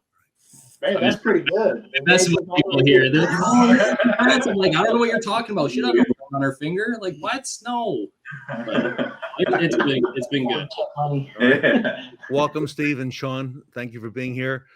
Tony Owens, welcome to you, our young tech from Germain Motor Company in Columbus. Thank you so much. Thank you so much. It's a great day. Hey, it's great to be here. And Tony, you work with the young techs at Germain, I understand. All the time. And it's a passion of mine. I love the young technicians. It's a big passion of mine. I love working with them and talking with them every day. And it's a great thing. It's a great thing. And we relate with each other pretty well because I used to be a tech too. So good. And I understand you love the car business too. Man, do I ever. 45 years I've been in here. I'm going to go 15 more, make it 60. I was going to quit at 50, but they're going to have to get the National Guard to get me out of there. All right, Tony, glad to have you. Thank you. Carter Meyers Automotive, we know Robert. We're about to meet Austin. Yeah, my name's Austin. I've been with Carter Meyers for about 2 years now. Mainly run kind of quick lane, but fill in wherever I'm needed. Dabbled in a lot of stuff. Been in the automotive industry about 4 though. Just really love it here. All right, welcome. Thank you for being here. And All-American in New Jersey on Route 17. We know Alan and Pierce, welcome. Hi, my name is Pierce Bruno. I started working with All-American when I was 16, so 4 years ago. I started at the parts department, and 1 year later, I ended up becoming a tech, quick lane stuff, just a little loop tech. And then a year later, I started working with the trans tech, and now I'm considered one of the main trans guys in the shop. That's awesome. That's awesome. Well, you're all welcome to ask some questions of your peers today, and we're going to start with Team Bozard. Jeremy, I'll have you turn it over to your team. All right. Well, Nathan, you know, after saying about young technicians, all technicians are young to me now, so I'm getting to that stage in my life. Oh, dear. I'm going to step out of y'all's way. All right, Nathan, you got it. All right. Well, basically, I'm going to step out too. Y'all have fun. I'll be back in a minute. Oh, yeah. Well, basically, ladies and gentlemen, my first question was basically what has brought y'all to the dealership that you're at now versus going to a different dealership or going to like a quick lube place? Because I know in my situation, I live about 35 minutes from Bozard, and, you know, I'm not particularly a morning person, as my team members will be happy to tell you. So you seem pretty decent to me. Yeah, right? So, I mean, what makes you willing to make that drive or willing to make that sacrifice to work for your shop? I'll go. Go ahead, Claire.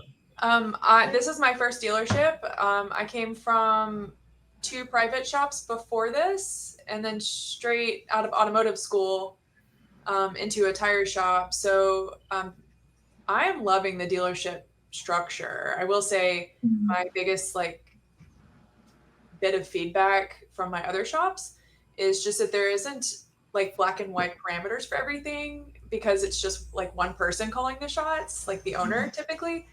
But I really love that there's just an exact way to do things here, and everybody's on the same page mostly. And I'm enjoying pretty clear parameters of what to do, because then there's no room for guessing and no room for error, and things are done correctly. And I've really enjoyed that. And I have about a 20-mile commute, and I think it's worth it. For sure. We love a good workshop manual. Oh yeah. SOPs for everything.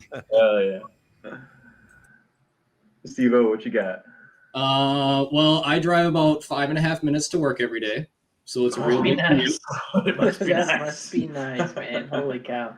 Yeah, I can go home on road tests, don't tell my managers. Really? But That's good. That's good to know. Right. But I have worked at one of the other Ford dealers here in town, and I mean, it's nice. And I've known guys that work at independent shops, and I don't think I can go over to an independent shop. Just like Claire was saying, the structure of how the dealerships run, and not even that, but just the knowledge that you gain on a specific brand, right? So like if you've got a Mustang, that's got a problem and you're not really sure what's going on, and you got a brand new one sitting on the lot right now and you want to go and see if that one does it, you just go up to sales, you grab the keys and you look at it. You can't do that in an independent shop because you might have a Land Rover and a Camry next to you. It's like, well, I don't work on these all day, so they magically end up on their way back to the dealerships. That's kind of the stopping point. But the availability of parts, the availability of special tools, knowledge, workshop manuals, warranty manuals, all that stuff just being centralized, I think is, if I had a guy that was like, do I go an independent or dealership? Yeah, hands down, go to a dealer. Okay. The specialty tools definitely come in clutch.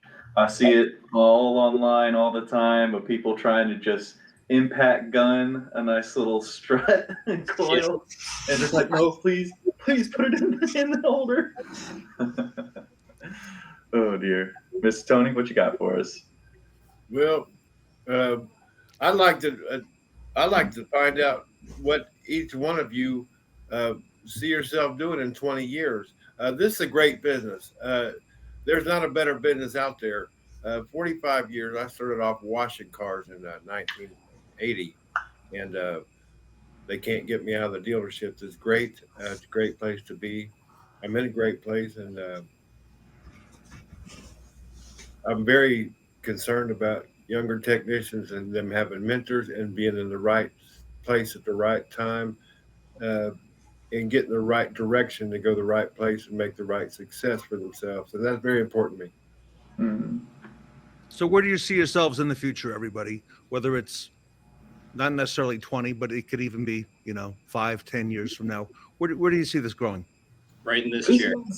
Yeah. Right in this chair. Yep. Yeah. I hope to be up in this building. I'm in a different building now, but I hope to quite literally work my way up here. So I see it happening. Well, the Ford guys will probably still be working on 10 speeds, but Yeah. That's not going anywhere. It is a very interesting question to me. Like, I sort of getting into the automotive industry, especially since I've only been in for a year myself, like I've constantly been watching on how the industry itself is evolving, especially as more like electric vehicles come onto the market. Like, are we always going to have an engine to work on? Like, that's where I really would like to see myself as being, an engine technician and stuff like that. But I think I'm in a really good position now as a mobile team lead, for one, getting my leadership chops under myself, but also the mobile paradigm is very interesting for that convenience factor for the customer. Like, I definitely see the industry evolving more toward that, where they don't have to come to the dealership and wait for an hour and a half for their vehicle to be serviced, whether it's, a tire job like young Ray's doing out here, or us going out and just doing some diag that we can knock out like that for them. And then, typically we can hit the diag and get the part and run back out the next day, or, providing the parts are available. But I definitely see myself growing and evolving with this position, and, seeing where I can find myself in that chair over there. Okay, good. Young Ray, how about you? Yeah. Austin, go ahead. Oh, sorry. I was about to say, hopefully I see myself in like Jeremy's seat. You know? Yeah. Jeremy is the director, but I mean, next 5 years, I'm hoping to have the #1 mobile tire program in the country. I mean, hopefully I could get there in the next year or two. But we're active consistently for the last month and a half, and we're already got 4 people ready to join. We have another guy on a second truck and a third truck being made. So, we're on a steady growth factor, and hopefully in the next few years we can be known across the country with that program as well. Very good. Awesome. Austin, how about yourself? I definitely see myself here. And kind of going back to the other question, I do have an hour drive here. But the main reason I am here is mainly the guys with me in the shop and management. They're always willing to listen, and the guys in the shop are family. They're always there. Obviously, you want to try and figure some stuff out yourself, but if you ever have any questions or any issues you can't figure out, you can go to them, or obviously there's a service manual online. That's absolutely wonderful to have, as well as the special tools, because there's some jobs that it takes a 4-hour job into a 4-minute job, just having that. Yeah. Yes. Except when you work on your own vehicle, then that turns into a sit-down job, regardless of the cruise. Oh man. Good things for me. To piggyback off that family atmosphere, that's definitely a huge point for us here as well. Like, we do tons of big dealership events and stuff like that. Yes. And I find myself wanting to host like a friends Thanksgiving, a little Friendsgiving in the next coming weeks. And I've been very pleased. Like, every person, I sat down and I was like, okay, I'll invite like 4 to 6 people. I'll have it at my house. And then I was like, you know what? I got a big family over here. We might have to take this to the shop. And, I've asked like 20 people and they're all like super excited, let's get it done. And we love a good family atmosphere. Yeah, Give us some examples. I've seen a lot of posts on this is for anybody at Team Bozard. What are some of the things that you do there? Because I've seen a lot of functions where you get people involved. Oh boy, where do we start, man? Yeah. We just recently had our technician appreciation dinner. They have all the techs out onto Letty Bozard's farm and give a big old cookout. They had some like racing simulators to tear up. We have our Christmas party coming up. We hit a lot. Family Thanksgiving. Family Thanksgiving, yeah. We certainly hit a lot of the holidays, but there are also, always those little things to do. We're doing a chili cook-off, Friday? Next Friday. Next Friday. We keep it interesting around here. And we're also like very community-based as well. Mm-hmm. So they're very active in, not only their employees' lives, but as well as just the local community as well. So they sponsor a lot of events. Like, we host an annual car show. Mm-hmm. And another great thing about Bozard is that the leadership here has created something called a emergency fund. And that really came in clutch this past month, because I had a family member that passed away. So they paid me to go there. They paid for my flights and they paid for our rental car.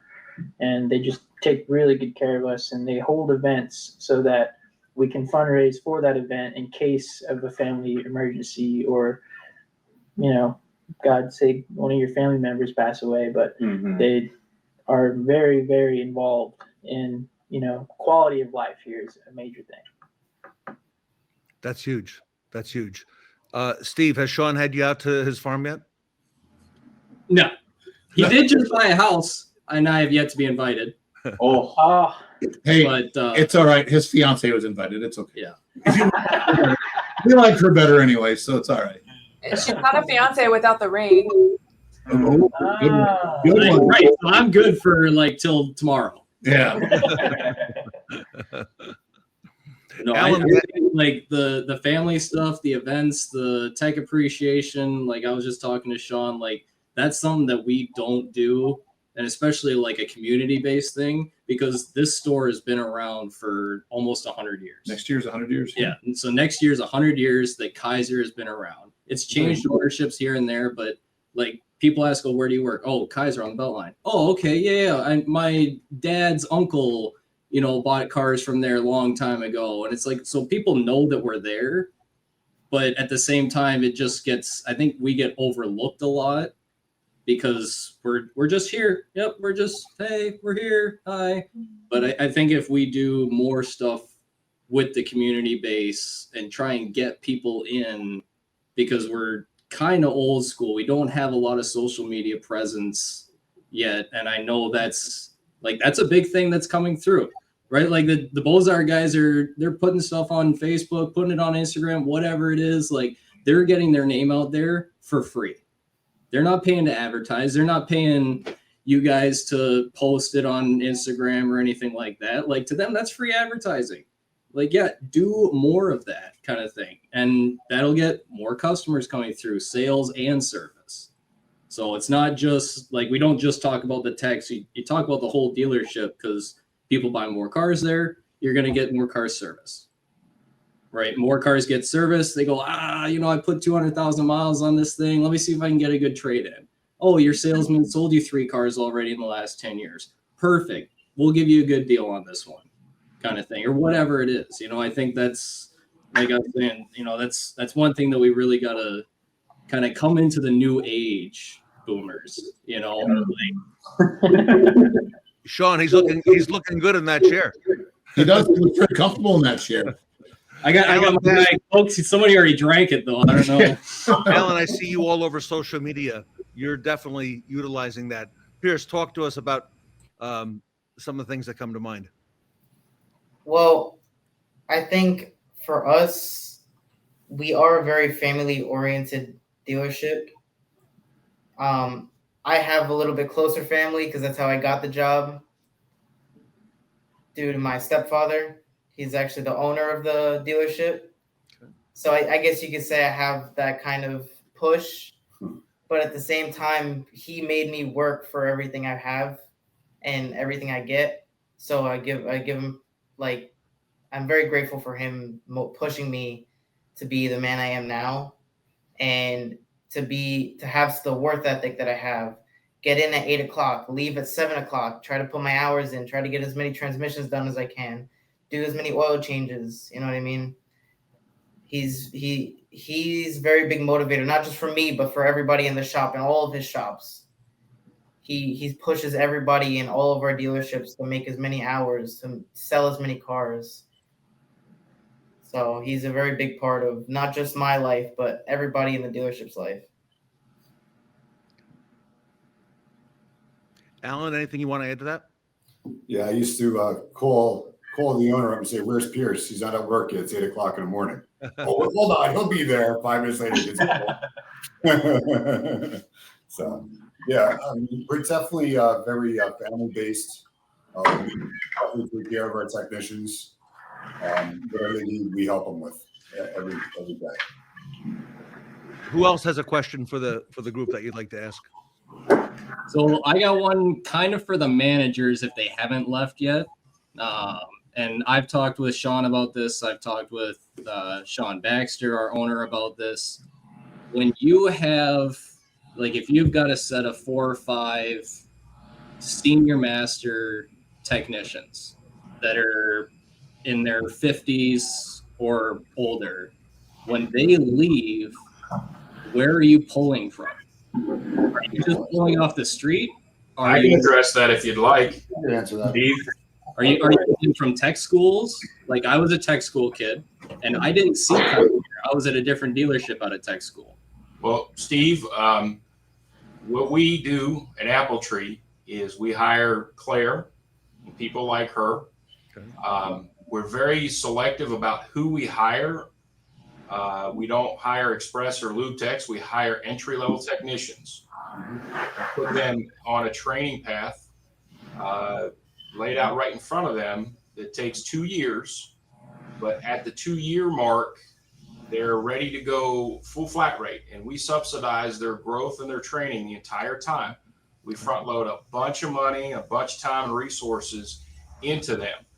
And they're on the floor producing flat rate hours with a guaranteed success at about 2 years. And from there, it's a matter of experience. So at the time that our senior master technicians are going to retire, we have people in place. And the only way to effectively address this is to grow your own consistently. We do things, we jump as, I reckon we do more referrals. When we announce new hires and stuff, it's always somebody said you should work here. And so we usually don't have Indeed ads. We don't have anything. It's guys like I'm surrounded with here. And hopefully we create a great environment. I don't know what all they said because I can go kind of crazy. I have to apologize a lot.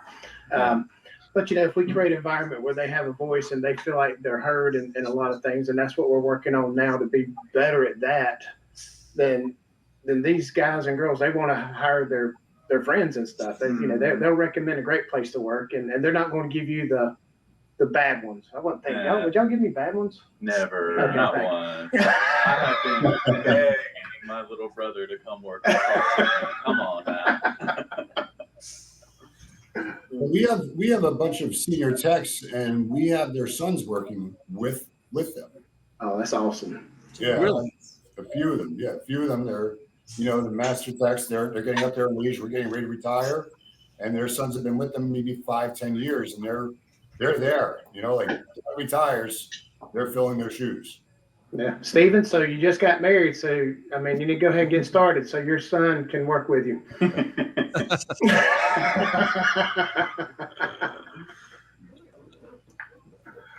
Tony, do you have a question for the group that you want to ask the young techs?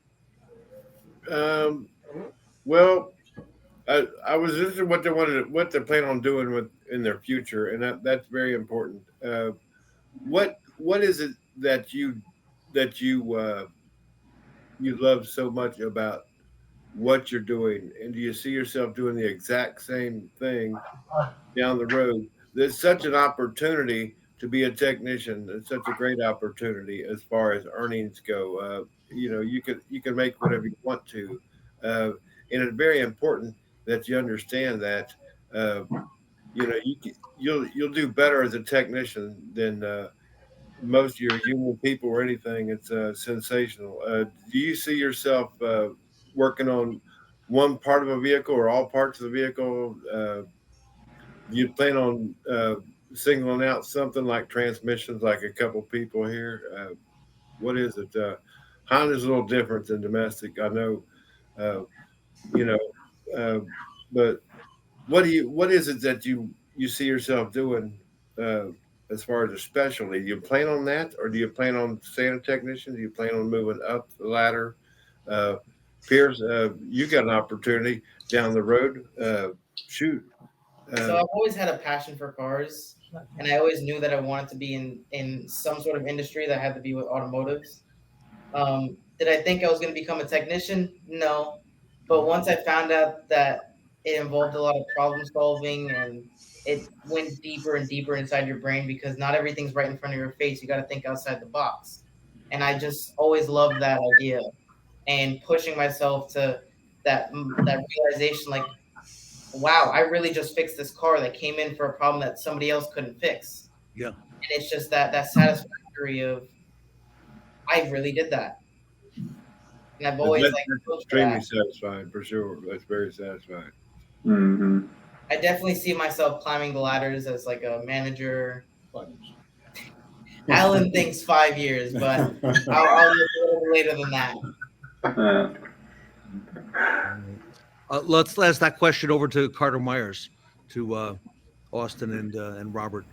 Austin, what do you think yourself? I definitely kind of agree with what he said. The problem solving part is wonderful. So I definitely want to stay a technician as long as possible. But as I do get older, starts to take a toll on the body, I would definitely move into more of a manager role, hopefully. And then from there, just try and make sure that every technician from there has the same opportunities I had. How about Claire up at the Apple Tree? I certainly hope to be doing this a long time. I have no background in automotive until I decided to go to school for it. So it's sort of all new. What I love about this field specifically is it allows for the crazy way my brain works. It almost rewards it. And I like being able to do 10 things at once and it be a positive thing. And I think that the way my brain works will come in handy with specialty things like transmissions. And I've worked at a transmission shop before, so I would love to dive a little bit deeper into that. But for now, I just am enjoying like the starting process of it and taking it slow. And I know I will be a master technician someday. So I know that too. Team Bozard, do you want to bring it all together for us and wrap it up? Any closing thoughts from? Do you have any closing thoughts? Closing thoughts? I mean, I think we are in a very interesting time in the industry, and especially at Bozard with the growth that we've been talking about. I think it's an amazing time to be here with the opportunities in front of us. All you have to do is show up, show out, and keep working hard, and you will reap the benefits. A lot of learning. A lot of learning. We will never stop learning in this field.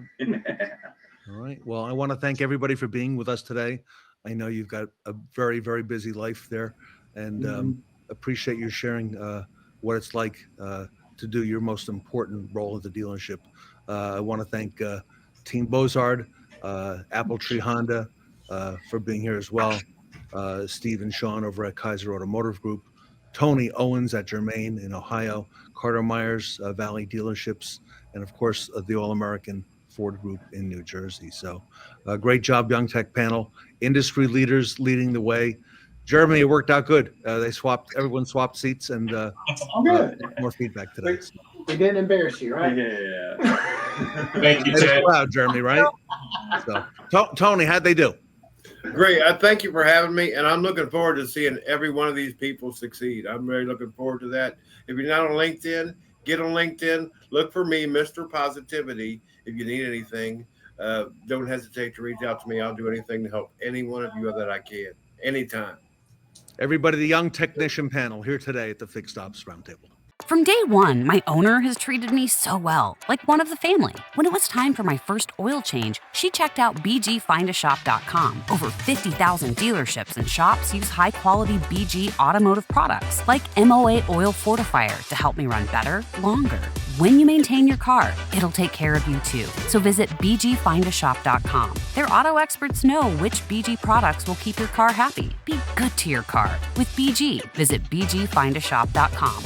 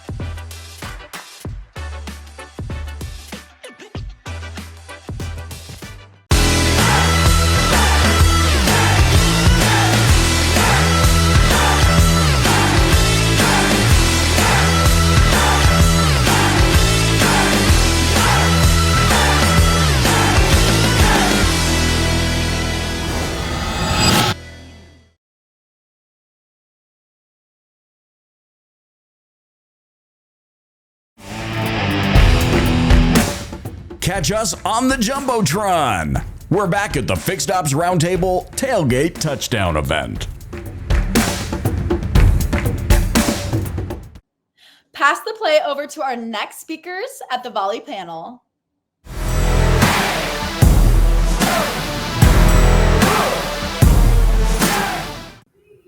Welcome back to the Fixed Ops Roundtable. BDC has never been as important as it is today. It's a big part of the Fixed Ops Roundtable shows, and we have none other than Scott Davis and the team from Volie with us here today with a retail panel.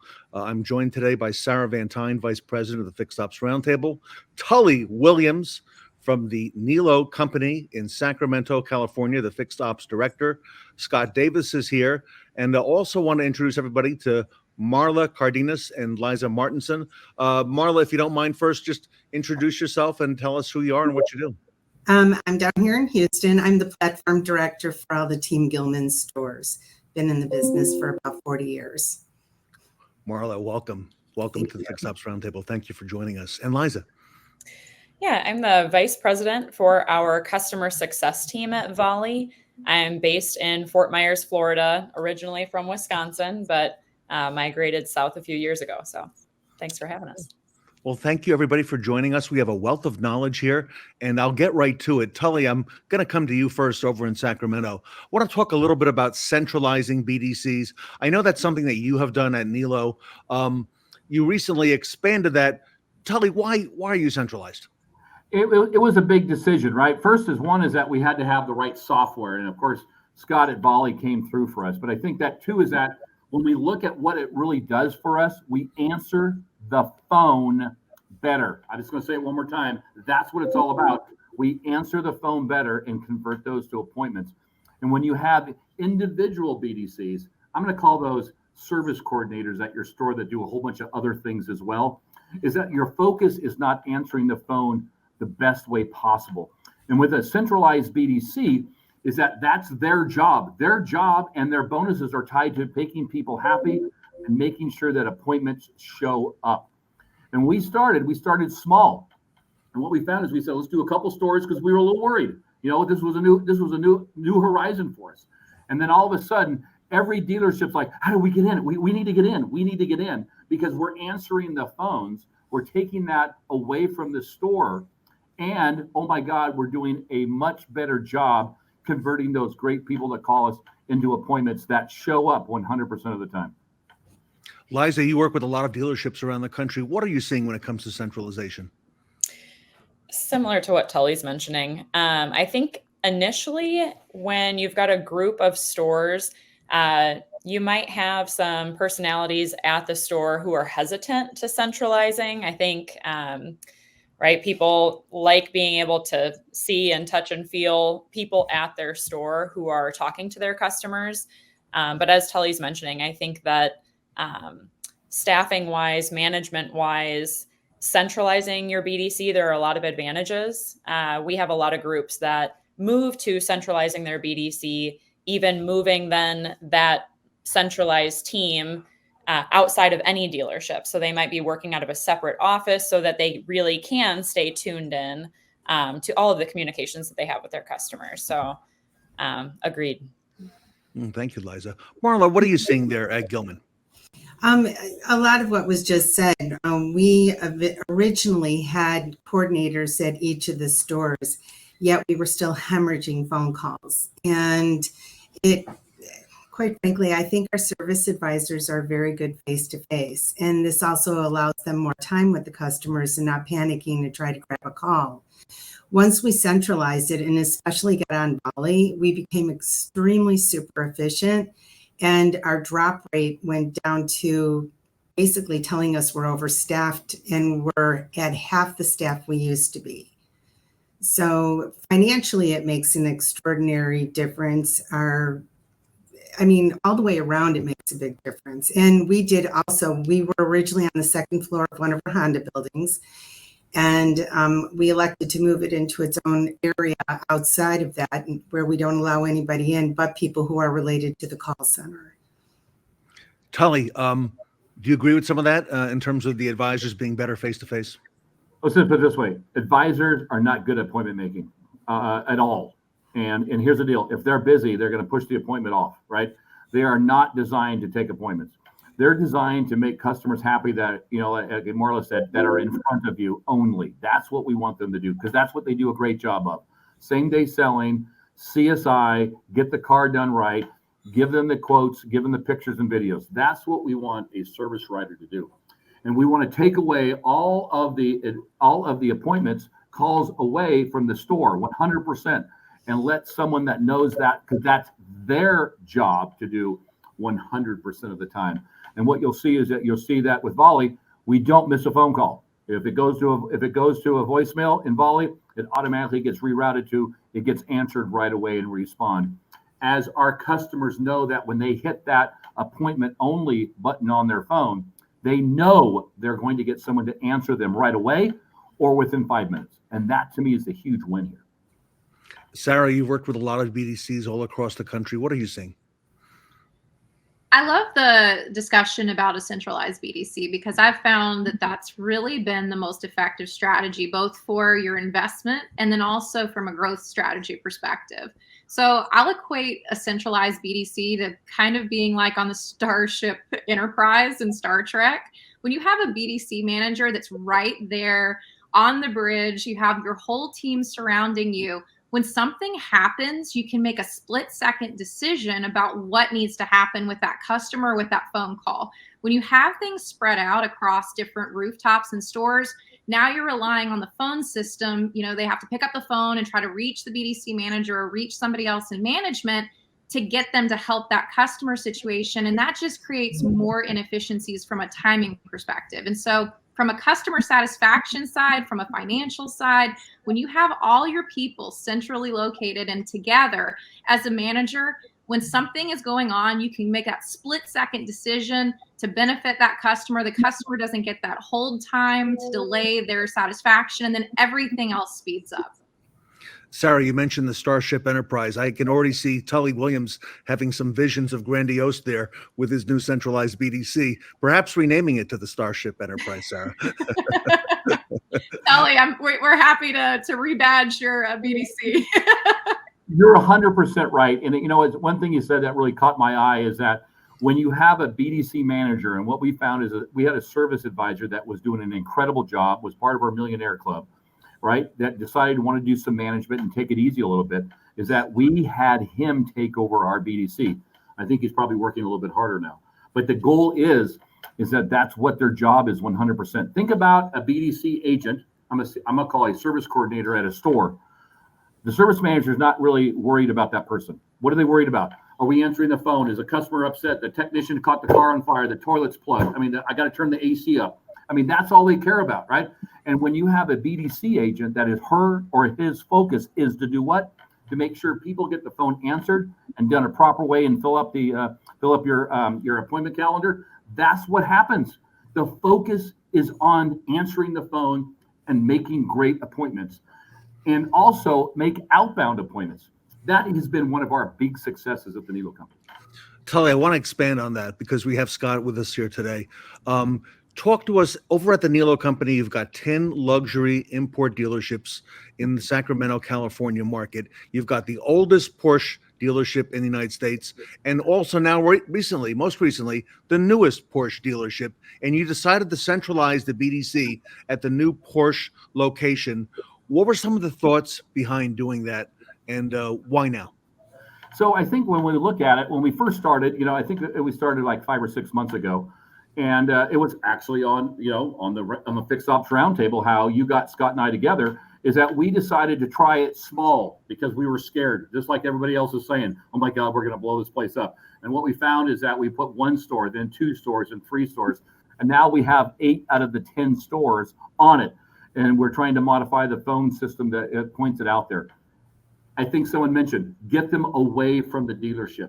So our job right now is that they're in the back of some dealership that's usually away from everybody. But as we get them grown into our new facility for a Porsche store, it'll be upstairs. It's going to be right next to the payroll department. So they'll have their own office. It's going to be completely separated. And their focus can be 100% making people easier to make an appointment for us. That's the win. Scott Davis, Volie, #1 BDC engine. You're the president of the company. I recall that day that you were on the Fixed Ops Roundtable, and Tully reached out for more information, asked me if I might help coordinate that as well. You've been out to Sacramento to the Nilo Company. Talk to us about the logistics there, and also Tully mentioned the importance of those outbound calls and how Volie plays into that. Well, I had a great visit with them in Sacramento. They've got a great setup. The big thing that really strikes me that they've set up there is they're really supported. They've supported the BDC. And I don't want to leave out our single stores. About 30% of our stores we work with, now we're up to 750 stores in the U.S. that use Volie, and about 30% of them have the single store. Marla and Tully have kind of nailed, without saying it directly, the real key is management regardless. Single stores, you need that manager regardless. And we know a lot of really good single store operators who do a great job. They've got a great manager, and the service director wants to follow up on it. To answer your question on outbound, when you're in the single store, and Marla when we spoke yesterday, she had a good comment on that as well. It's a matter of focus. Some days, the BDC agent, when they're at the store level, has so many extra tasks that it's not a focus. If you really want to improve productivity, centralizing it with one good manager is very cost effective, but it also really improves you or helps you proactively go out and find business. Marla, talk to us about Gilman, Team Gilman. How many rooftops, how many dealerships, and how do you make sure that each store gets the attention it needs in a centralized BDC? Well, I'm glad you asked. We're September will be 8 rooftops, and so it's very exciting for us. We're opening our Volkswagen store, and don't have to add any staff on. So that we're real pleased to say too, that our staff, we're the marketing epicenter for service as well as the centralized call center. And because of the efficiencies we run, we're able to do those things. We assign a store to each of our, we call them concierges. We're able to assign each of them a store that they take ownership of. And that has certain tasks assigned to it. And since an average employee really only works about 4 or 5 hours a day, we make sure we're switching up what they're doing throughout the day in our shifts. So we make sure we have full coverage on inbound, outbound, recalls, marketing, calling people who are at risk or ready for their first oil change. I mean, we have so many moving parts to this. And Volie has been tremendous with that because we can load a lot of those campaigns into the system. Person can sit down, plug in, and boom, calls are being fed in one after another as they hang up, giving them all the time they need to get the job done. And it's also controlled the traffic in our service lanes, which means that we have seen an uptick in the dollar amounts in ROs. That's very impressive. Liza, let me come to you because you work with both centralized locations and, as Scott mentioned, individual. We don't want to forget about the individual stores. It's a big part of our business as well. What are you seeing, Liza? For sure. I think primary responsibility of any BDC, whether you're centralized or you are operating from a single store, your first obligation is to inbound calls. I think you asked earlier about, talking about inbound versus outbound. First priority is to, Tully was saying, answer the phone when it rings. And if it rings and you miss it, you need to call that person back. So, you get with a single store and you kind of have your designated team. There's a little bit of math involved with making sure that you're staffed to cover the inbound calls. And I think that's where most of our really skilled managers of a single store, that's where they start. They're evaluating, how many calls per hour each individual rep can manage, and then stacking that against their anticipated volume each hour of the day, and then staffing their team out, based on, okay, if I can expect X number of calls between 8 and 9, I know Marla can cover those on her own. But come 10 o'clock, we've got to add, Liza and Scott to make sure that we can cover our inbound calls. Then you add on top of that you want to, you also want your BDC to be doing some outbound work. Yes. So that's where utilizing any tool, anything where you can, strategize on the outbound calls. There are some communications that have to be made every day, right? If they're made tomorrow, they're late kind of thing. So that's your appointment confirmations, your CSI follow-up. So I think, if you're managing with a single store, you just have a little bit less wiggle room. So you have to be a really excellent operator. You have to know your team really well. Scott always mentions it's a math equation. It's figure outable, but you just have a little less wiggle room when you're working with a single store versus a centralized BDC. But. Well, Liza, I've been watching Scott Davis's segments on the Fixed Ops Roundtable. I've taken a lot of notes, and one of the notes is that Mondays are a very important day in the world of BDC. Tell us maybe some tips on how you help equip some of these stores, because as you mentioned, as we get later into the morning, okay, it gets even more important on that, for example, Monday. Right. Yeah. And if you've heard, I'm sure Scott has said in the past, Mondays are important on both ends, both on the inbound side and the outbound side. So on a Monday, you're going to get all those people who've been anxiously waiting for you to open your doors again. Maybe you were closed on Sunday. They're calling you right away on Monday. But also when you're reaching out to people on a Monday, they're more likely to pick up the phone when you're making your outbound calls. So so our kind of motto is never miss a Monday. Recommendations that I would make, whether you're looking in your call logs or you have some software, some tracking system, your inbound volume is relatively predictable. After holidays, we always see that there's a spike in volume. You're going to have a super Monday after a holiday. But otherwise, inbound volume is relatively predictable. If you look at any given Monday between 8 and 9, your volume is going to be consistent Monday to Monday to Monday. So if it were me, I would stack that against, I can see approximately how long each inbound call takes. That's going to vary depending on what you have your team doing. Are they taking status checks? Are they solely scheduling appointments and they're transferring status checks? But you can kind of figure out what those numbers are for your team. And then if you figure in, I might miss 3% of my calls or 4% of my calls, then I've got to, make room for some time to call those customers back. But that's what I would recommend is start by looking at your inbound volume. Your inbound volume is predictable. So if you staff according to that, then you add one rep, all of a sudden, you can start making some dents in outbound, which you want to do on a Monday as well. So. And Marla, I know you've measured it. You mentioned that earlier. Do these facts hold true in Houston as well that Liza's sharing with us? It could hold true on the moon if you're doing service there. And we have an inbound and an outbound team. And they swap out. So that way we have KPIs that need to be hit. And we measure everything because the only thing that drives the narrative is analytics. We really don't care how people feel. Feelings don't come into being facts. So what we do, we care about our employees' feelings, but as far as the analytics go. So what we are doing is we're making sure that we have to, with superstores being a couple of our stores, they have very stringent rules. In fact, especially with their mystery shops and everything else, they have the strictest of rules, strictest of talking points, strictest of everything. So we use that policy throughout all of our stores. So we'll be fine no matter which one of our OEMs we're taking care of.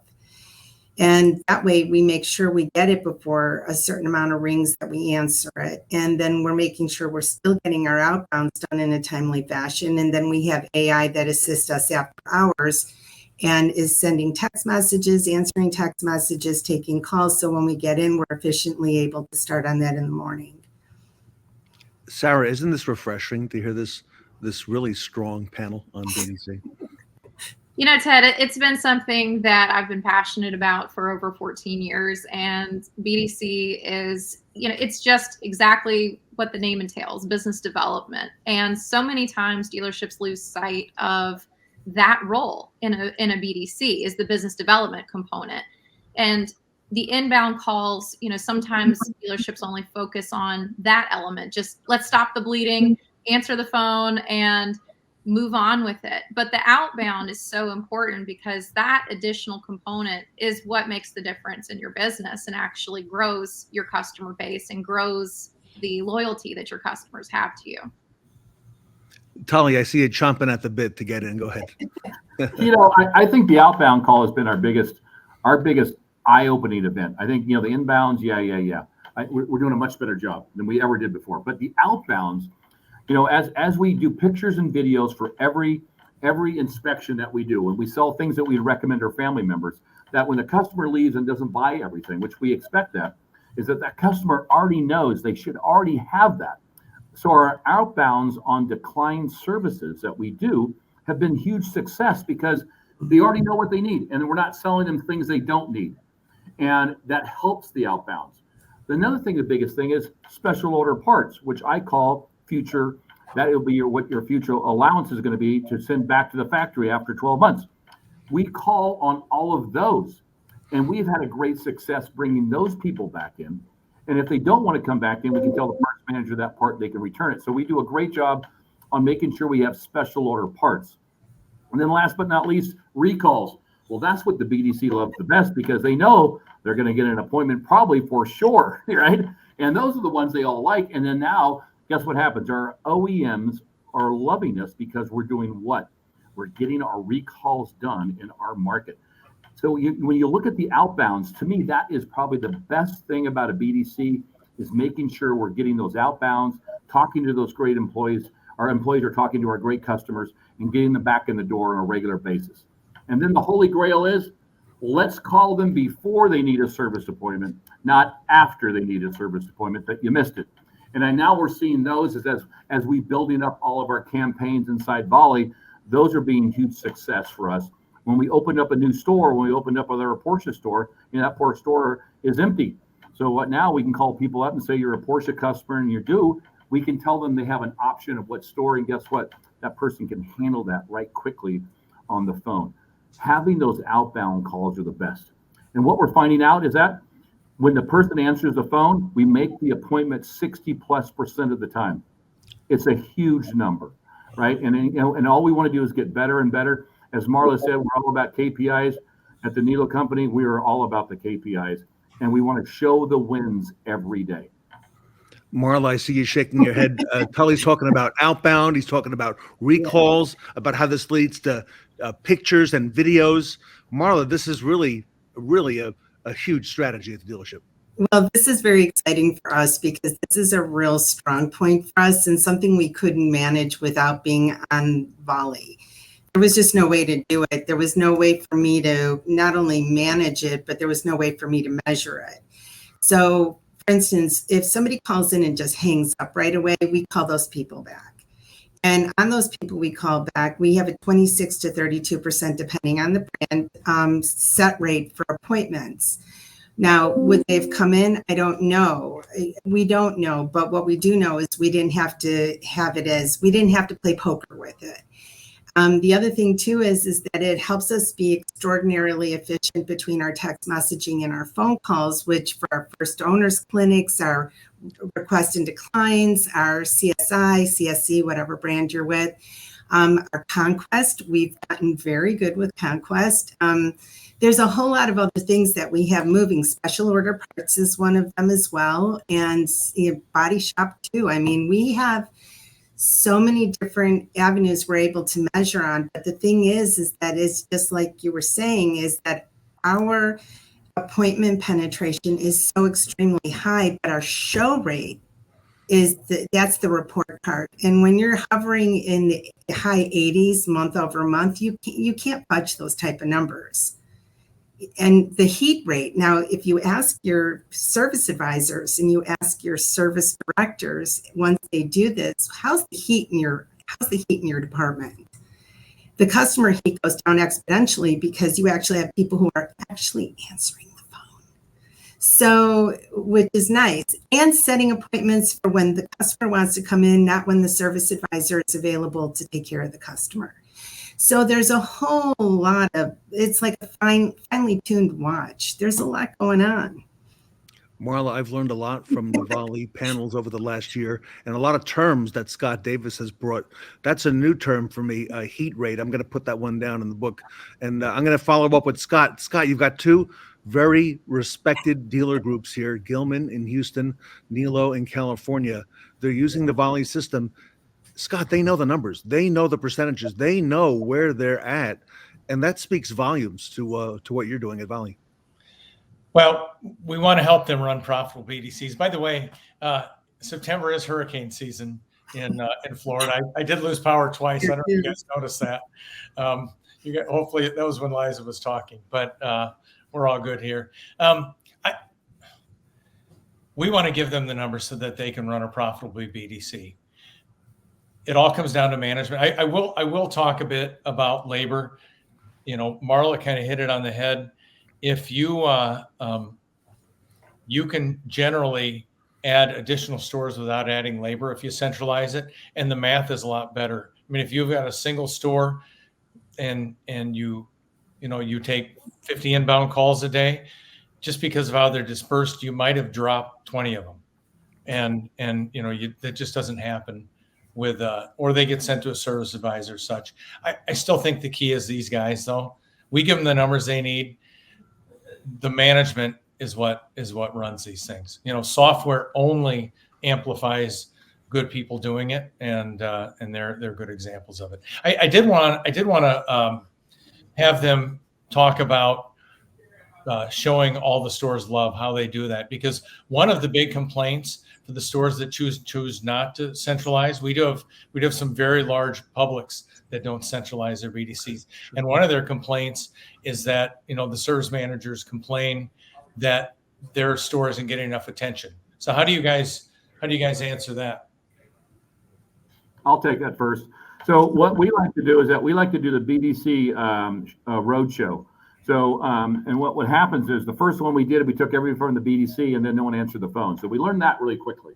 But the goal is that if we bring one or two people from the BDC to have a meeting with the riders and with the service and parts managers, we find out like they're amazed on all of the great things we're doing for their stores. And it builds that relationship between everybody. So now they're asking for the road shows at their stores. They're asking, what can you do for us? And they're asking, how do I get my show rate at 100%, right? How do we get more appointments, or how do I help with special order parts, or how do I do this and how do we do that? And the BDC there is a huge part of that. So having a road show for your BDC, if you're centralized or not, is a must. And what our goal is to show off about how important a BDC is to a store. It's got to be one of your most prized possessions at your store. Wow. Marla? We're kind of a little bit of the opposite. We believe that you come to the mountain, and Mr. Gilman and Mr. Califf, require every service advisor to sit for a couple of days in the Service BX call center, learn what we do, and work. And when they actually see what's going on here, their heads explode. So it's kind of cool. And we also look at our call center as a mentorship program, because the people who advance from here have become very successful service writers. So what we hope that we're doing is, aside of teaching the people who are here how valuable it is, and knowing that all the information they need for a solid appointment is already in X-Time or Care Connect, whatever you're using, and allows them that extra time to spend in building rapport. They're like, wow, okay, I can live with that. And then also, I can't do this all day. They know that once they have to be here for a couple of days and we require them to work their own store, it's very eye-opening for them. And then once we place one of our previous concierges into their store as a service advisor and they're kicking their butt, that's a whole new game changer too, because they've all done extremely well, and we have 100% retention on the people who have come through our mentorship program. So we're growing our own people instead of hiring other people's problems. Liza, there are a lot of best practices being shared in this panel, and I appreciate you bringing everybody here. Liza, do most stores, when they come to Volie, do they already have an existing BDC and they're looking for a solution? Good question. Most, yes, not all. We have had a few clients who've come to us, hey, we're just starting out. We haven't even hired a team yet, but they're establishing a BDC. So a little bit of both. Mm-hmm. Yeah. Okay. All right. Scott Davis, every session we do with Volie, we learn a whole lot more. We've got two great dealers here, Team Gilman and Nilo Company. Scott, for our audience who knows that there's nothing more important than that phone call coming in to start things off, and then what all it can lead to. Scott, what's the best way for our audience to learn more about Volie?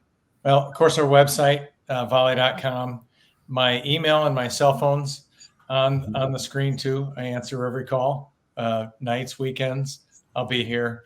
And I just want to come back. It was great to meet Sarah and hear her feedback. And of course, Liza is always awesome. Tully and Marla are just super generous with their time. And I just really want to thank them for today. Yeah, what a great panel, everybody. I want to thank everybody for being here today on the Volie panel. Marla, Cardenas from Team Gilman, thank you. Hopefully the first of many Fixed Ops Roundtables, Marla. Great knowledge. Thank you so much. Love it. Tully Williams from the Nilo Company. Sarah Vantine, thank you so much today. Great information. Liza Martenson at Volie. Great to meet you, Liza. Have you back for more of these Fixed Ops Roundtables. And Scott Davis from Volie. Again, cutting edge information, real timely. So thank you for bringing all this to the roundtable. Yep, thank you. Everybody, for more information, you can learn about Volie, the #1 BDC engine. You can get a hold of Scott Davis, the president. Go to volie.com. Scott's email is scrolling across the bottom. That's his cell phone. It says you can call or text. Check it out, okay? And on behalf of the Fixed Ops Roundtable, thank you, everybody, for your time here today on the Volie panel.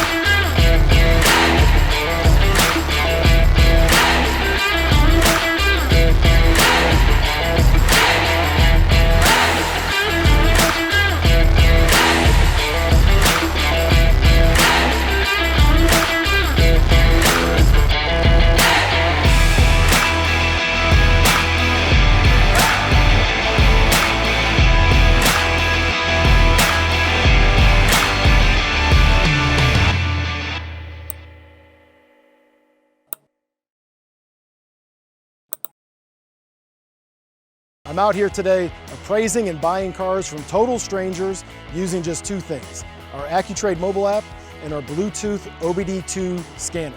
That's all we need in order to give them a 100% instant offer guaranteed by AccuTrade. So let's tell Maeve what her vehicle is worth and what we're willing to write you a check for. Let's do it. No way! Right? No! I might want my check. Okay, we can. That's all it takes.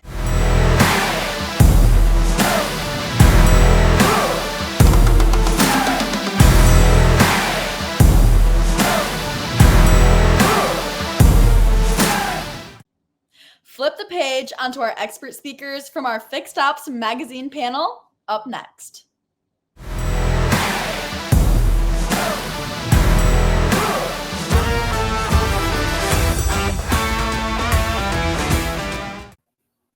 Welcome back to the Fixed Ops Roundtable. I'm Sarah Vantine here with the Fixed Ops Magazine panel. Ron Overs, publisher of Fixed Ops Magazine, is here with us today, and he's got some incredible questions for our panel. Ron, what do we have to look forward to today? Wow. You know, Sarah, I think we were just talking before this. I think the real trick here is to try to shock these guys into some crazy answers, you know, that maybe they wouldn't otherwise divulge if they had to think about some political response. We're going to keep that away, but this is going to be the true stripped down answers that everyone is looking for. Excellent. Well, Ron, it's all you. You can go ahead and let's kick things off and have a great panel. Sounds great. Thanks again, Sarah. Really appreciate it. You know, 2024 has been quite a year, right? I mean, I think we all have been pretty excited about it.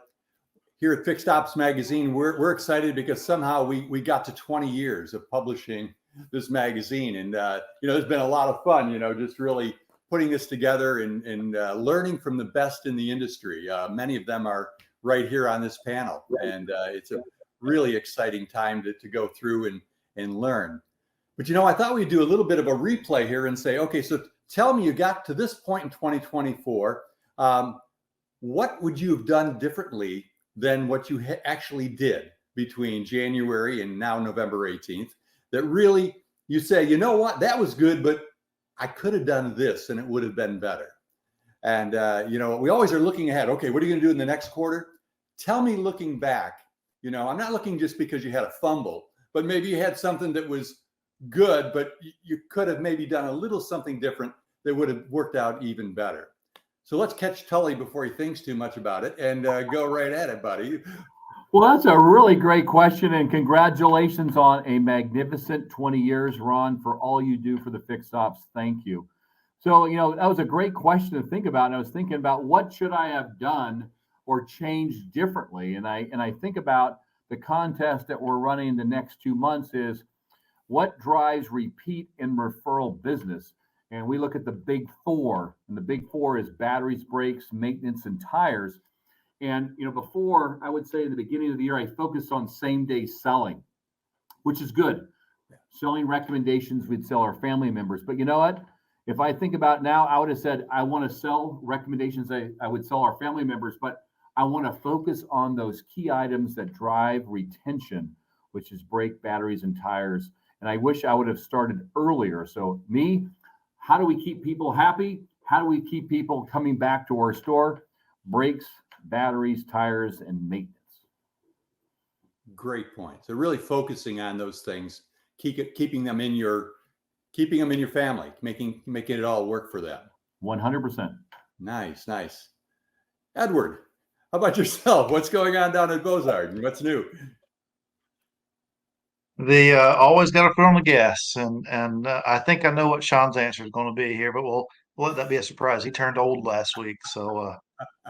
But speaking of turning old, congratulations on 20 years, and that's huge, not just for you guys, but for everybody that you touch in the industry. And keep doing what you're doing.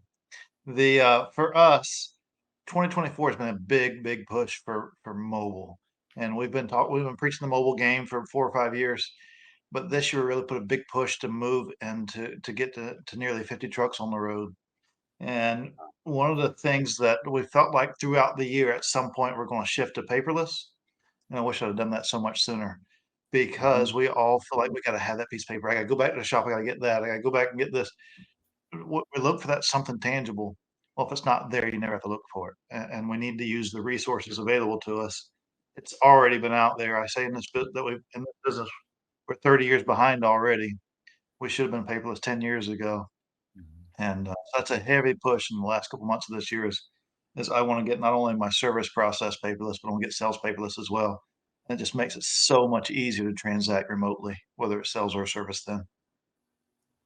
No question about it. But, listen, Ed, one of the things that's out there, my first job was with Xerox. And I won't even tell you what year that was, because some of you may not have been born. But the reality was, we were worried then at Xerox that it was going to become a paperless society. Okay. And let's just say early 80s. All right. That we were not going to have any more paper. We were going to be off. That was 40 years ago. Okay. And you know what? We were going to do it then. Now's a good time to do it. All right. I have fun always going to other industries, right? I just went to the dentist, started a new thing with them. And, there's no paper at the dentist. There's not a stick of paper. They shove a pad in front of you. You scratch with your finger, with somebody got something in your mouth, and you're signing away for a few $1,000. Okay. And on you go. And, life is it. And that's the way it is today when you look at other industries. And we just need to adapt all those technologies to make us more efficient. And like I said, have it all there. You may have noticed one of our issues, the last issue, a little Ford mobile truck on the cover. We think it's a big deal. We really do. And Ed, you've seen the response, right? I mean, every one of my neighbors, I think, has been, had your truck in their driveway. And it's every one of them is a 5 out of 5 review after you leave. They love the process. They love being taken care of and being catered to. They like the personal feel of actually talking to the technician who's in the driveway with them. It really makes them feel, extra special, like you're doing something just for them, versus car goes behind the curtain and we don't know what the wizard's doing back there, but all of a sudden it comes back and it's fixed. Okay. Well, now you pull back the curtain and actually do it in their driveway. They think that's a pretty special treatment. And that's awesome. Way to go. Well, they go into the store. When they go into the store, they truly feel like it's a part of the process, and they don't feel like there is a process when it's in their driveway. So it makes them feel like it's centered around them, and it is. And it was a great 20th anniversary cover with the King of the North there. Mobile service is just a tie-in of where we need to go with our industry as you move into the 21st year of the magazine as well. Fantastic. Ed, thank you. Shon, tell me what's happening up north. Well, first of all, I want to comment on Ed's comment. First of all, Ed turned older 2 weeks before I turned 2 weeks older. Oh. So just so we're clear, Ed's got me by 2 weeks. And again, I'd be hard pressed not to say congratulations on the 20 years. That means it's a big deal. And thank you, as Tully said, thank you for all you do for the business. And this isn't a pat on the back. As I reached my 2-year anniversary moving to Wisconsin, I'd be, again, hard pressed not to say I did something right. Obviously, I got married this last year, and that was a good move. But guys, I think for me personally, I think accountability on the non-negotiables are something I should have done better. We're up 37.8% year over year. And those are numbers, those are my own numbers last year, but there's so much things we could have done better. To Ed's point, the mobile service, to Tully's point, the five hard pressed things you got to do. And if there's something in 2025 that we're going to do better, it's accountability on the non-negotiables. And when I say non-negotiables, it's not a threat. You're so scared by growing so big and getting such big gains that you don't want to break the toy. And that's a term that I take from one of my old dealer principles. Don't break the toy. But I think we need to break the toy a little bit, guys, because I can only pull from the low-hanging fruit for so long. The warranty uplifts and the things we've done well and the lack of process that was in place. And you can only pull from that so long, and sooner or later, you got to hold people accountable. Right. So you're saying your technicians, your service advisors, all of them, holding them accountable to their goals and their processes? Absolutely. Tully's going to throw things at me through the screen here because, again, we talk about doing videos. How about we start with just getting text to do MPIs, period? Guys, it's still a struggle. Yeah, I know. But guys, it is truly a struggle. And you're thinking, how could you be up 37% and still have techs struggling doing MPIs, or a writer to get out of their chair and actually do a walk around, or to have 3 Ford stores and fighting mobile service, knowing that's what the client wants. Because as Ed always says, customers don't want to come into the dealership. Okay, this isn't convenient for them, and we're still fighting those controllables. We're going to get there, and we'll get there one step at a time. But that's how you maintain a 30% plus growth year over year. Fantastic. Great advice. I hope everyone listening takes heed to that. That's important. Yeah. Jim, how you doing over there in All-American Ford? We're doing good, Ron, and a really big congratulations on 20 years, 20 fabulous years. That magazine has been critical to the fixed ops community and dealers and GMs and alike.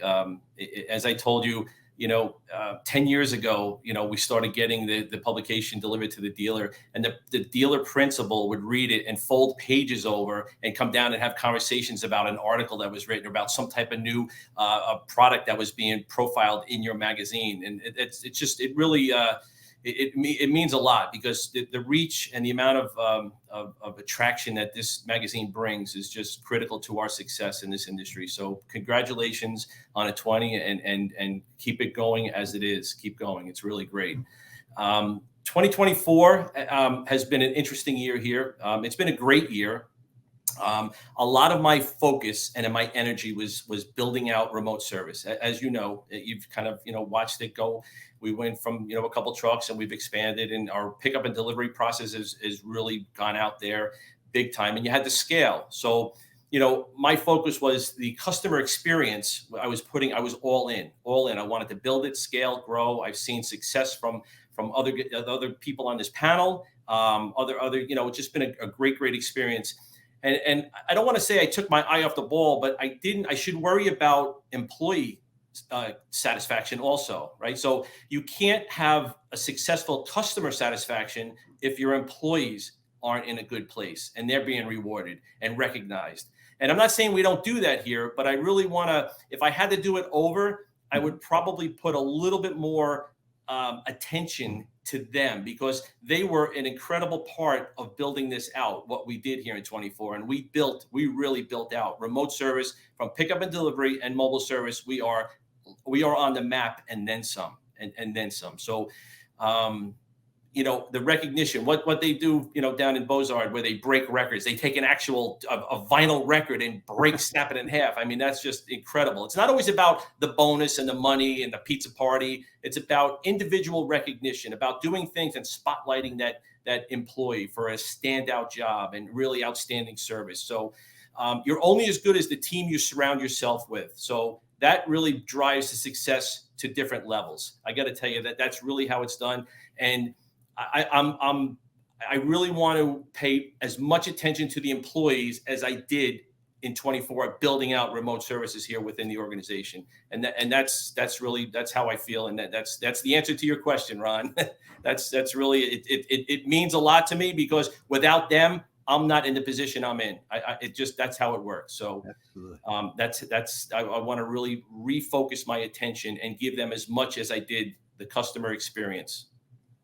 You know, Ed embarrasses a lot of dealers, doesn't he? I mean, he really makes everyone else's life rather miserable. He gets on LinkedIn, he shows these big parties with all of the workers there and smashing records and writing on whiteboards and, you know, giving all these other people, you know, their all their comeuppance, giving them all their glory. And you're going, yeah, am I doing that? Yeah, maybe I'm not. Okay, maybe I need to take the flashlight off myself for a minute and shine it somewhere else. And he does a heck of a job Yes, he with does. that. So yes, he does. Ed, thanks for making our lives miserable, you know, by showing us what we need to do every day. So I appreciate that a lot. It's been fun. It really has. So Scott, what's going on in the desert? What's going on out there? Finally cooling off a little bit, thankfully.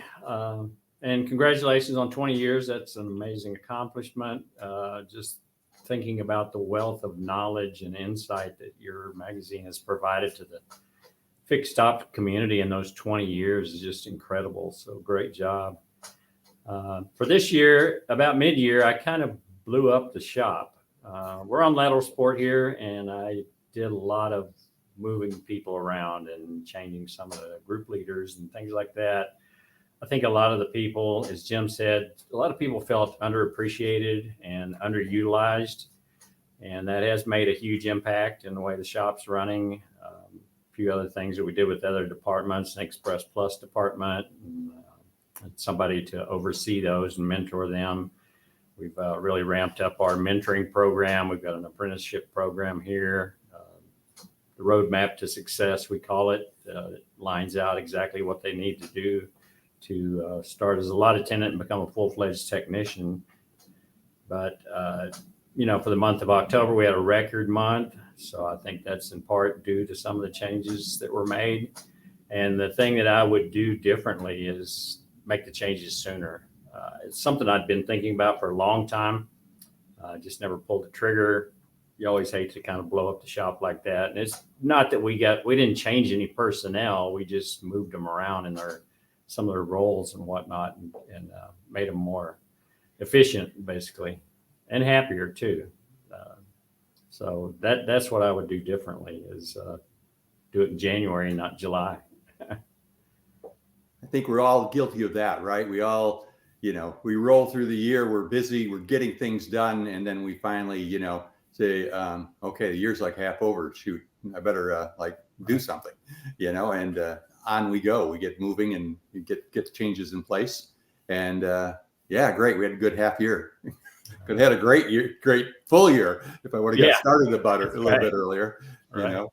And but that's the beauty of talking now here in November is, you know, we're now looking ahead to 2025. Can you believe it's 2025? Maybe it's just me, but holy mo, you know, what's going on with these 20s? I mean, they're like screaming by.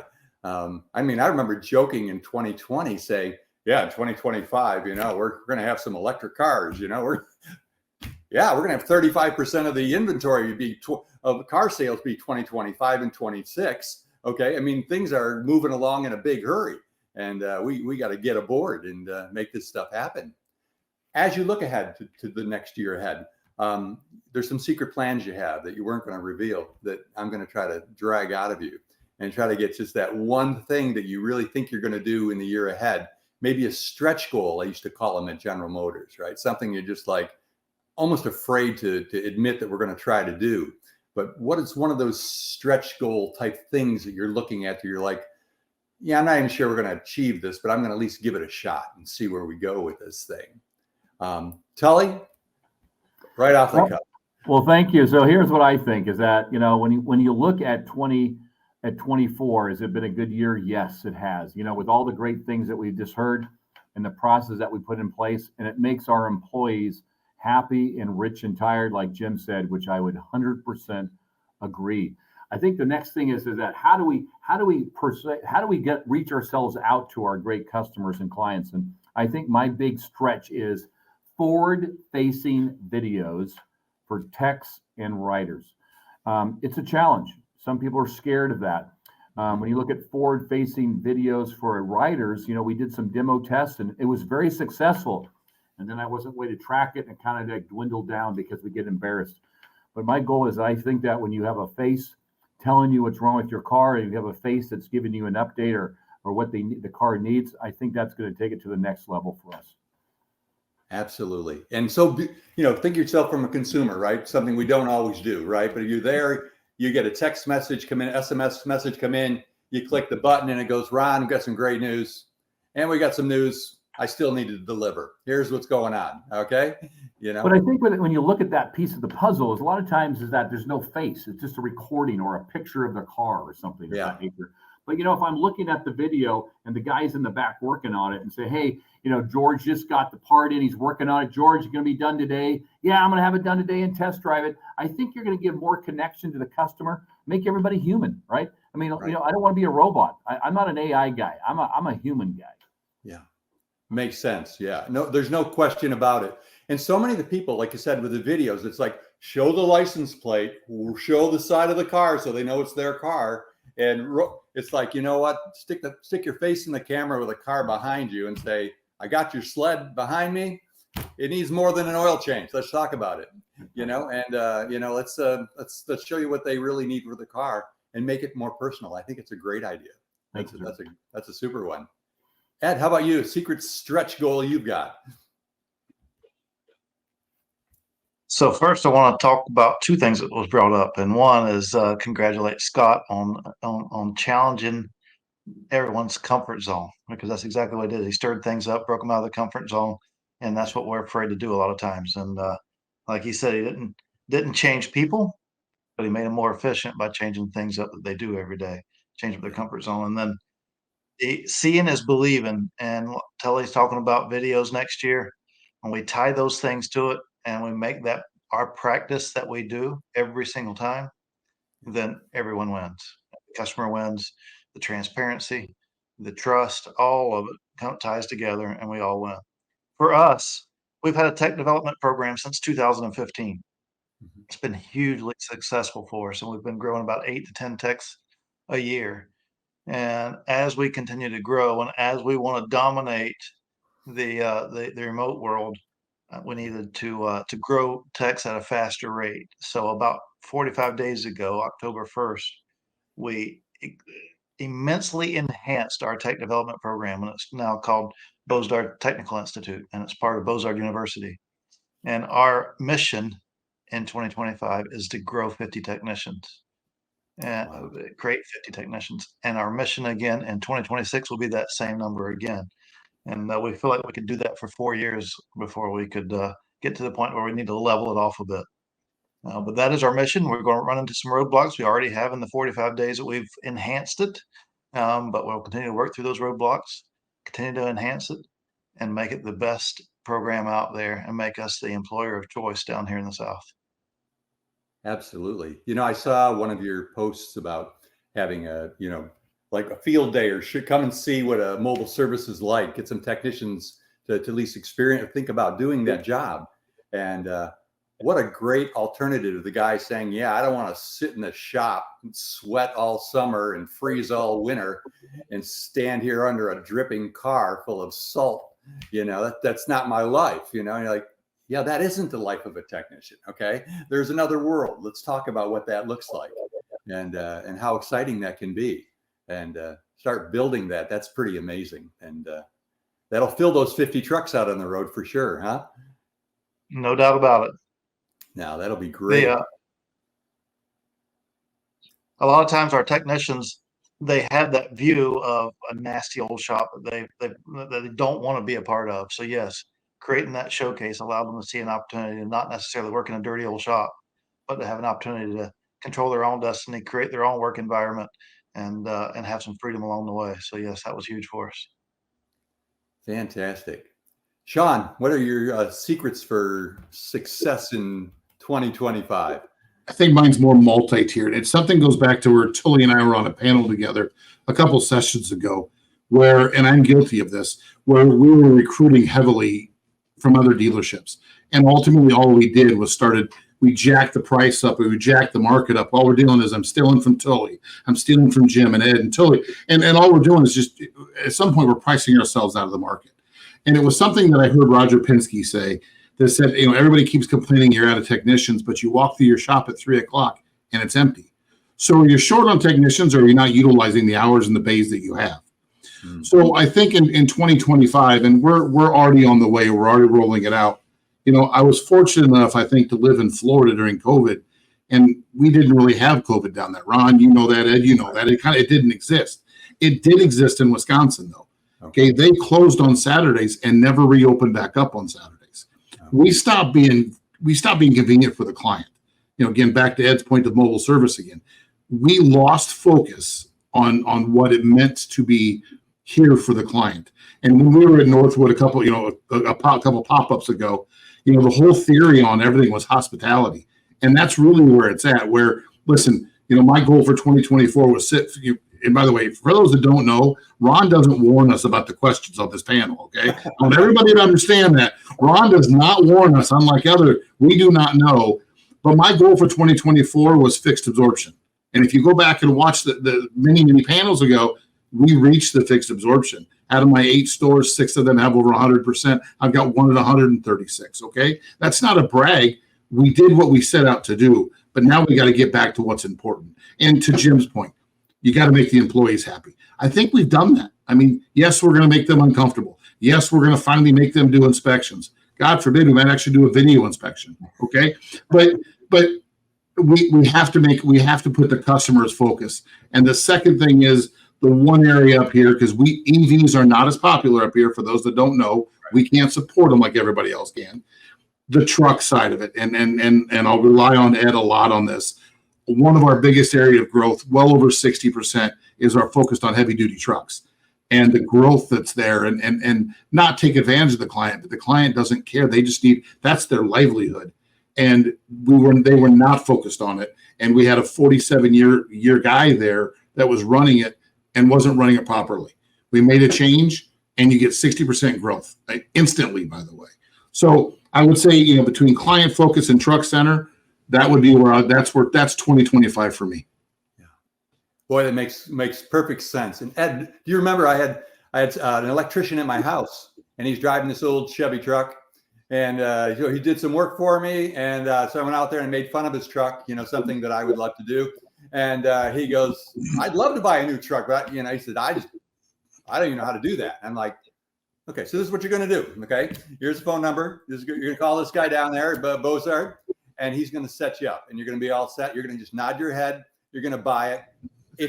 If he screws you by an inch, okay, I will hit him with a hammer, okay? They're going to do a great job for you, and they're going to make you feel fantastic." He went down there. I think they're picking the truck up today, actually. They had to wait for the racks to get outfitted in the vehicle and the whole bit, and they're picking the deal up today.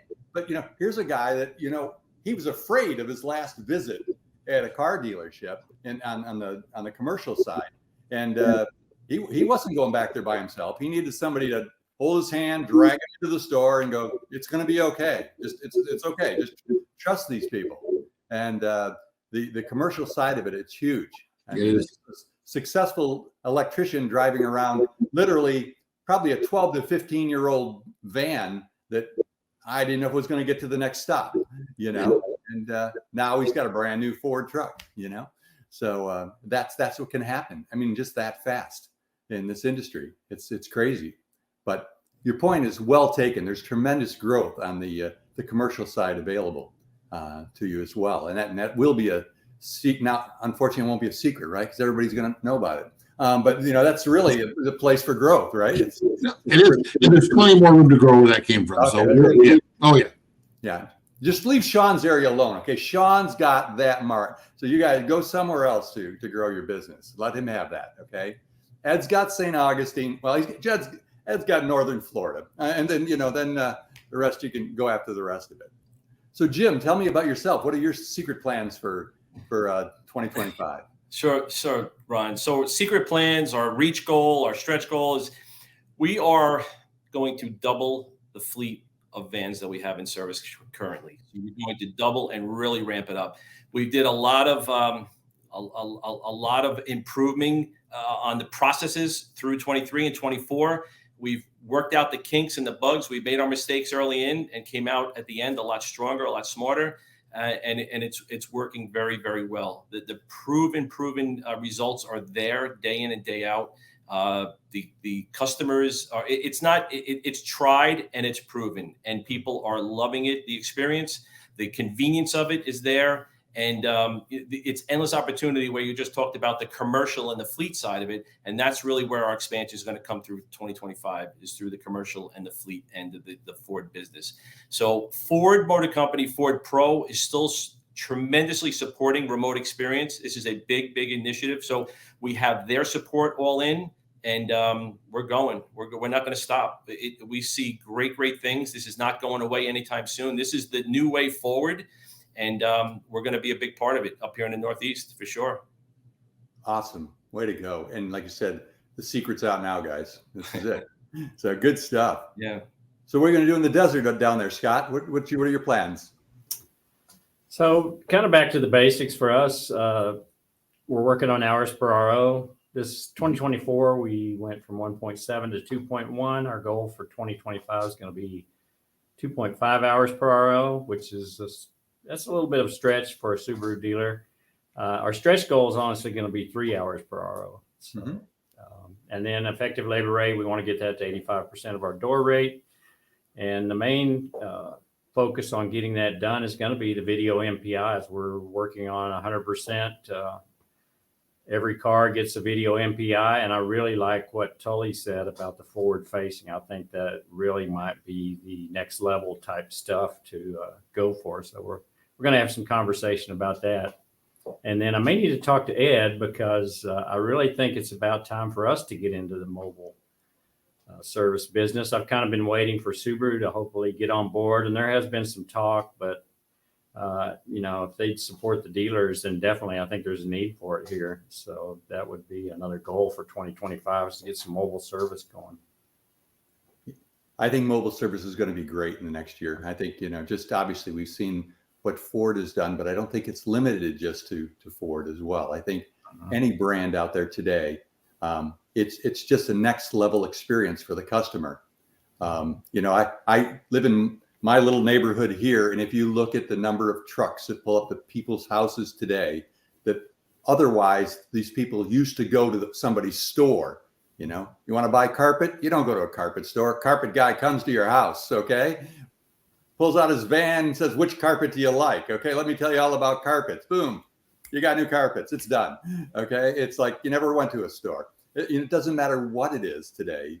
They have a mobile experience, and that mobile experience in other industries really has worked, and it's done a great job.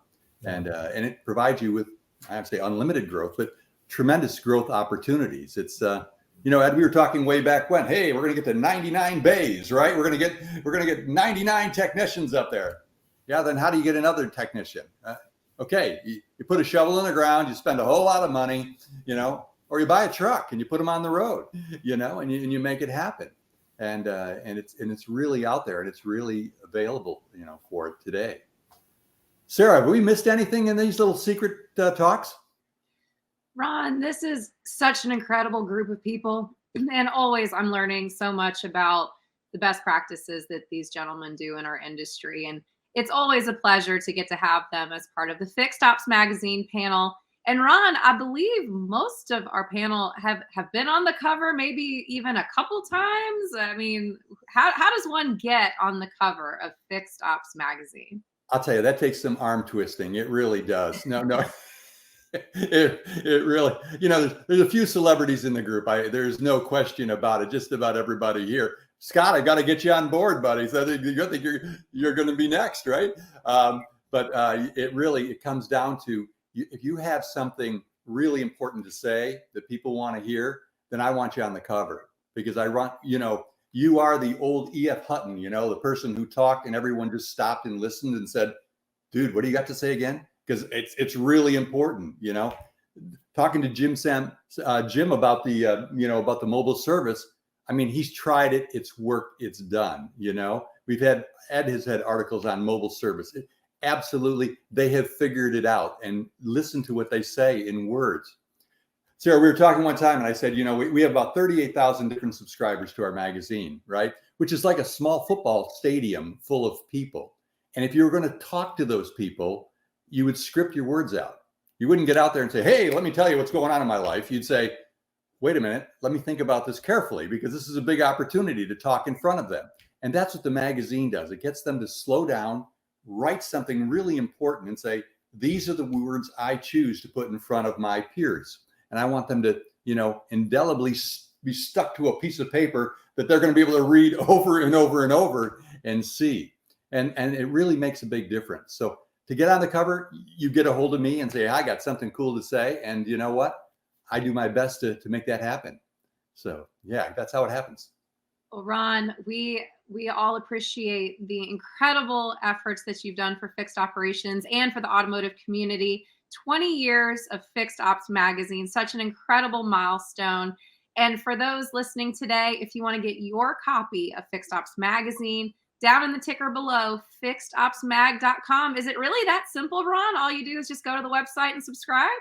It's crazy. It's free, right? If you're in this business, it's a free publication to you. So there's no excuse for someone not getting their own copy of the magazine, reading it at their own rate, and really learning from it. So yeah, it's absolutely free, and it's available at fixedopsmag.com. Well, everybody, on behalf of Ted Ings, today we've had the Fixed Ops Magazine panel. Want to thank our special guests, Tully Williams, Ed Roberts, Shon Kingrey, Jim Sabino, Scott Gregg, and of course, Ron Overs.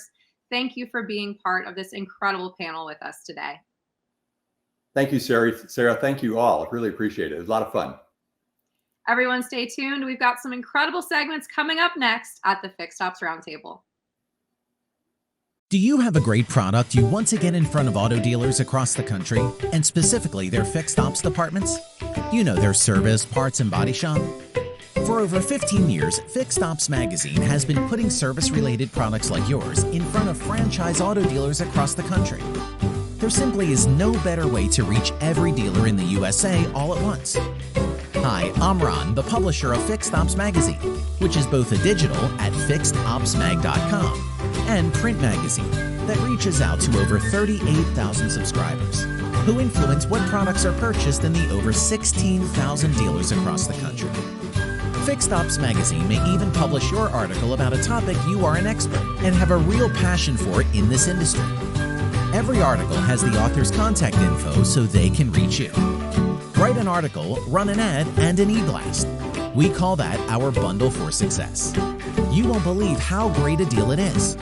So to get started, call, text, or email me and I'll tell you more. We are 100% devoted to the franchise stores, so we don't waste your time or money. We are laser focused on your prospects. Fixed Ops Magazine, the #1 way to get your product in front of auto dealers today. www.fixedopsmag.com. Ron at fixedopsmag.com, 714-803-5476. Fixed Ops Magazine, the #1 way to get your product in front of auto dealers today.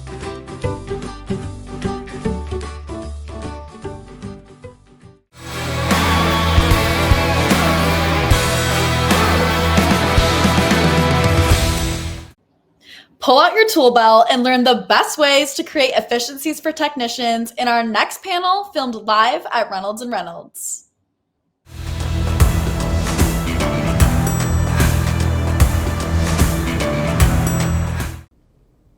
Hello, everyone, and welcome back to the Fixed Ops Roundtable. I'm Katrina Ness, joined by Ted Ings and an amazing group of automotive industry professionals. Right now, we are at the Reynolds and Reynolds headquarters in Dayton, Ohio. This panel is about Reynolds Advanced Service, and joining us today is Derrike Ramey from the Reynolds and Reynolds Company, and with us are two retail fixed operations specialists, Don Andres and Linda Hansen. Everybody, welcome to Reynolds and Reynolds and the Fixed Ops Roundtable. Dan, glad to be here. Yeah, thanks for the invite. Yeah. So yesterday, Katrina, you and I had a chance to spend the day at Reynolds. We had a tour of the facility, including the campus and the Innovation Center. Derrike did an amazing job taking us to what Reynolds has for retailers today, for fixed operations, and what's coming. Derrike, great job with that. And tell our audience a little bit about some of the things that you showed us. Yeah, absolutely. Well, it's nice to show off our innovation center. Really, it's a mock dealership that we have on campus, and we can really show off all of our products. So whether we're scheduling an appointment online or checking in for the appointment, we have all of the tools and products here on site. And that's what we do. We walk all of our customers through that there. So really cool. And we had a chance to see everything from dropping the vehicle off to service right up with things like Go Moto. Yeah. The kiosks were here. You showed us a little bit about SPG. We talked a little bit about some of the things that the technicians do with videos as well, and the MPIs. Very, very professional and well done. And I can understand why you want to show that off to dealers, who are either Reynolds clients or considering Reynolds. Absolutely. And it's really neat, too, when they see the whole process from beginning to end, and just seeing everything for themselves, that really the light bulb goes off. They can see, oh, wow, that's a really streamlined process, and they can see how it would work. So it's really powerful to have that experience here and to really see that the products really are streamlined. They really do communicate with each other, and then they can have that for themselves in their dealership. And it's very complete, because if I were a dealer going through that tour, I could instantly identify, oh, wait a second, we don't have that part of the process, or we're not doing this. Linda, maybe you could speak to that with some of the efficiencies that you help dealers work on and improve in dealership. Thanks, Ted. I'd be happy to. One of the things that I enjoy doing when I go into a dealership, I think as a consultant and as a trainer, the best tools I have are my eyes and my ears. So I observe a lot. I like to do what I refer to as a waist walk. I know it sounds a little odd, but basically after getting an approval from an employee, I will kind of follow them around the dealership. It is not to be able to point out where they're doing something wrong. It's to help look at the flow and try and find inefficiencies, which is exactly what your system does. It takes some of those steps and shrinks them down a little bit to make sure that we're not wasting anyone's time, the customer, the advisor, or the technician. When I do a waist walk with a technician, it is amazing how much time you can find that is not anything that's billable for the customer. And it's all about the billable hours. We talk about that in Fixed Ops Roundtable all the time. It's all about the hours. I was recently at a BMW dealership, and it's a very customer-focused dealership. And one of the things that they like to do is have their technicians engage with the customers. So we found that there was 0.8 of an hour on average every day being wasted by their technicians because of the inefficient placement of the hand washing machine. So I'm working on a car. I need to go talk to a customer. I had to walk far to the back of the shop, wash my hands, come back through the shop again, and talk to the customer. So just if you take 19 technicians and 0.8 of an hour per day on average, there's a lot of billable money that's going out the window. So that investment was made in putting another hand washing station closer to the service advisors, and the technicians were happy because now they're making more money, and it just speeds up the whole process. So anything you can do to eliminate inefficiencies, electronic, anything that you can do, and I really enjoy some of the things that we were talking about with your part system. Yeah. Because that eliminates a lot of wasted time. Oh, absolutely. Another inefficiency I can think of is communication within different departments in the dealership. So, Don, touch on the importance of productive communication through the different departments. Yeah, everybody has to be on the same page, right? So you have to be able to know that from the appointment process through the write-up process, the meet and greet, everything has to move in a single format and a single flow. When you look at dealerships that you go into that I visit where they're just missing that structure, and it usually is the tools they're using. It's not uncommon to see a dealership with a desktop and all these tools opened up with the advisor, all these third-party people all trying to have what they think is helping an advisor through a day or through a process, and in fact it becomes overwhelming for them. So one of the things that the conversation I was having with Derrike was just this idea of closing the loop, or Everybody understands the tool. They use the tool seamlessly from the write-up through to the technician. Technician sees it electronically. This is my next car. I'm going to go ahead and diagnose concern. I'm going to do my multi-point inspection. I'm going to do my quick video. I'm going to send that to parts in order to find out where we're at with pricing and with availability of the parts. It goes to the service advisor. He sees all that information. I can now text all of that to the client, which is the seamless way of interrupting a customer. If I'm going to interrupt the customer at work, I want to do it as quick and as seamless as possible. I can pull it up on my phone. I can see it. I communicated as an advisor, said, hey, I'm going to be sending you some stuff. I'll call you. We can talk about this. And now the customer can, on their phone, approve it. This is this closing of the loop where everybody's working off of the exact same page. Now, what does that mean from a management standpoint? If somebody chooses not to do it, which is one of those things we see with service advisors, technicians that decide to buck the system, well, they stand out like a sore thumb. Yep. And so now it becomes much easier to manage individuals within your department because the system works, everybody's bought in, and of course, technicians are turning hours. So we love that. Absolutely. And Reynolds speaks to transparency. Tools such as Service Price Guide really help the dealership and the retailer become more transparent with the customer. And I saw that throughout the Fixed Operations Innovation Center tour yesterday, Derrike. And a lot of the things that you're doing, when a retailer sees them for the first time, it stands out, okay? That's really good. We got to have that. And we heard that throughout the tour yesterday. Yeah, absolutely. And just to speak to that with the service price guides, it gives all of the information to the technician. So if they are recommending those services and parts, they can see that, they have them there. They can see the price breakdown, all of that transparency, even sales drivers. So it can really be the lips to the advisors as well on why those services and parts are necessary. And really, to what you're saying with closing the loop, that is our advanced service. It's really a suite of tools that streamline that process, not just for the dealerships, but for the customers as well and how we're communicating with them. So whether, we're automatically tech dispatching based off skill set and availability, or doing electronic write-ups, to doing the report card mobilely, in fact, and taking those photos and videos. So that way we can send that information to the customer to see.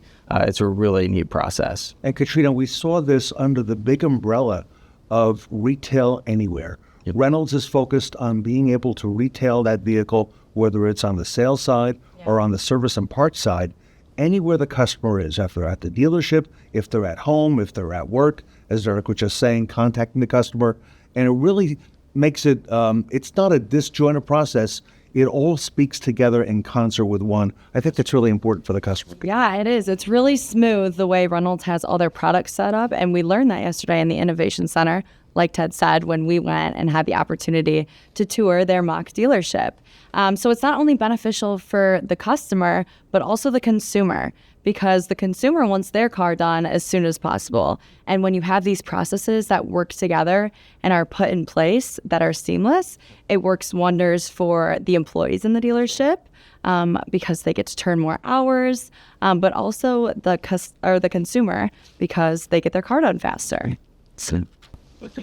Derrike, what's one thing that you want our audience to know about Reynolds and Reynolds and all the good work that you're doing here on fixed operations? Because that is not just an important part for today, but for the future, not just for Reynolds clients, but for even customers considering Reynolds down the road. Yeah, really by using the streamlined process that we've talked about is really going to increase profitability and maximize efficiency. So really what I mean is we're increasing capacity without extending hours, which makes for really happy customers and really happy dealerships. Well, Derrike, congratulations to you and Reynolds and your team. Very impressed at what you have going here. Keep up the great work, and we're looking forward to seeing and hearing more this week while we're here at Reynolds and Reynolds. Katrina Ness and I, Don Andres and Linda Hansen, thank you so much for joining us on the panel today and giving us your input as well. We're here at Reynolds and Reynolds, everybody, and we will be right back.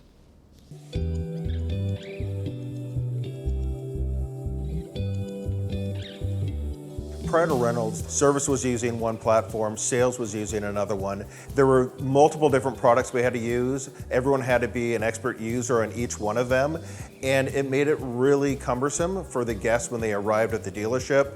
We had team members who had 7, 8, 9 instances of different systems, CRMs and DMSs in order to serve a customer. And now that one BDC agent's able to have just one system open, they're able to handle 20% more customers on a daily basis. The installation of advanced service really allowed our technicians, our advisors, and our parts team to communicate on a whole different level. Previous to advanced service, our service write-up process was at the desk on a PC. There really wasn't a mobile component to it. Now we're able to go to the client. We're out on the service drive. We can start the repair order out there. It's very seamless. The same device that they use on the drive is basically their computer at their desk. We are a completely paperless service drive in all of our dealerships. Our customers can interact essentially on a tablet while we do a walk around, and the process is efficient, it is easy, and it's modern. Tracking lost sales with Reynolds is incredibly easy. We've seen a lot more declined work coming back into the shop. We're able to go back now and see what was missed, what was recommended and declined, and we can follow up on that. That's a huge source of revenue for the dealership. Yeah, I would absolutely recommend Reynolds to another dealer. Yeah, no question.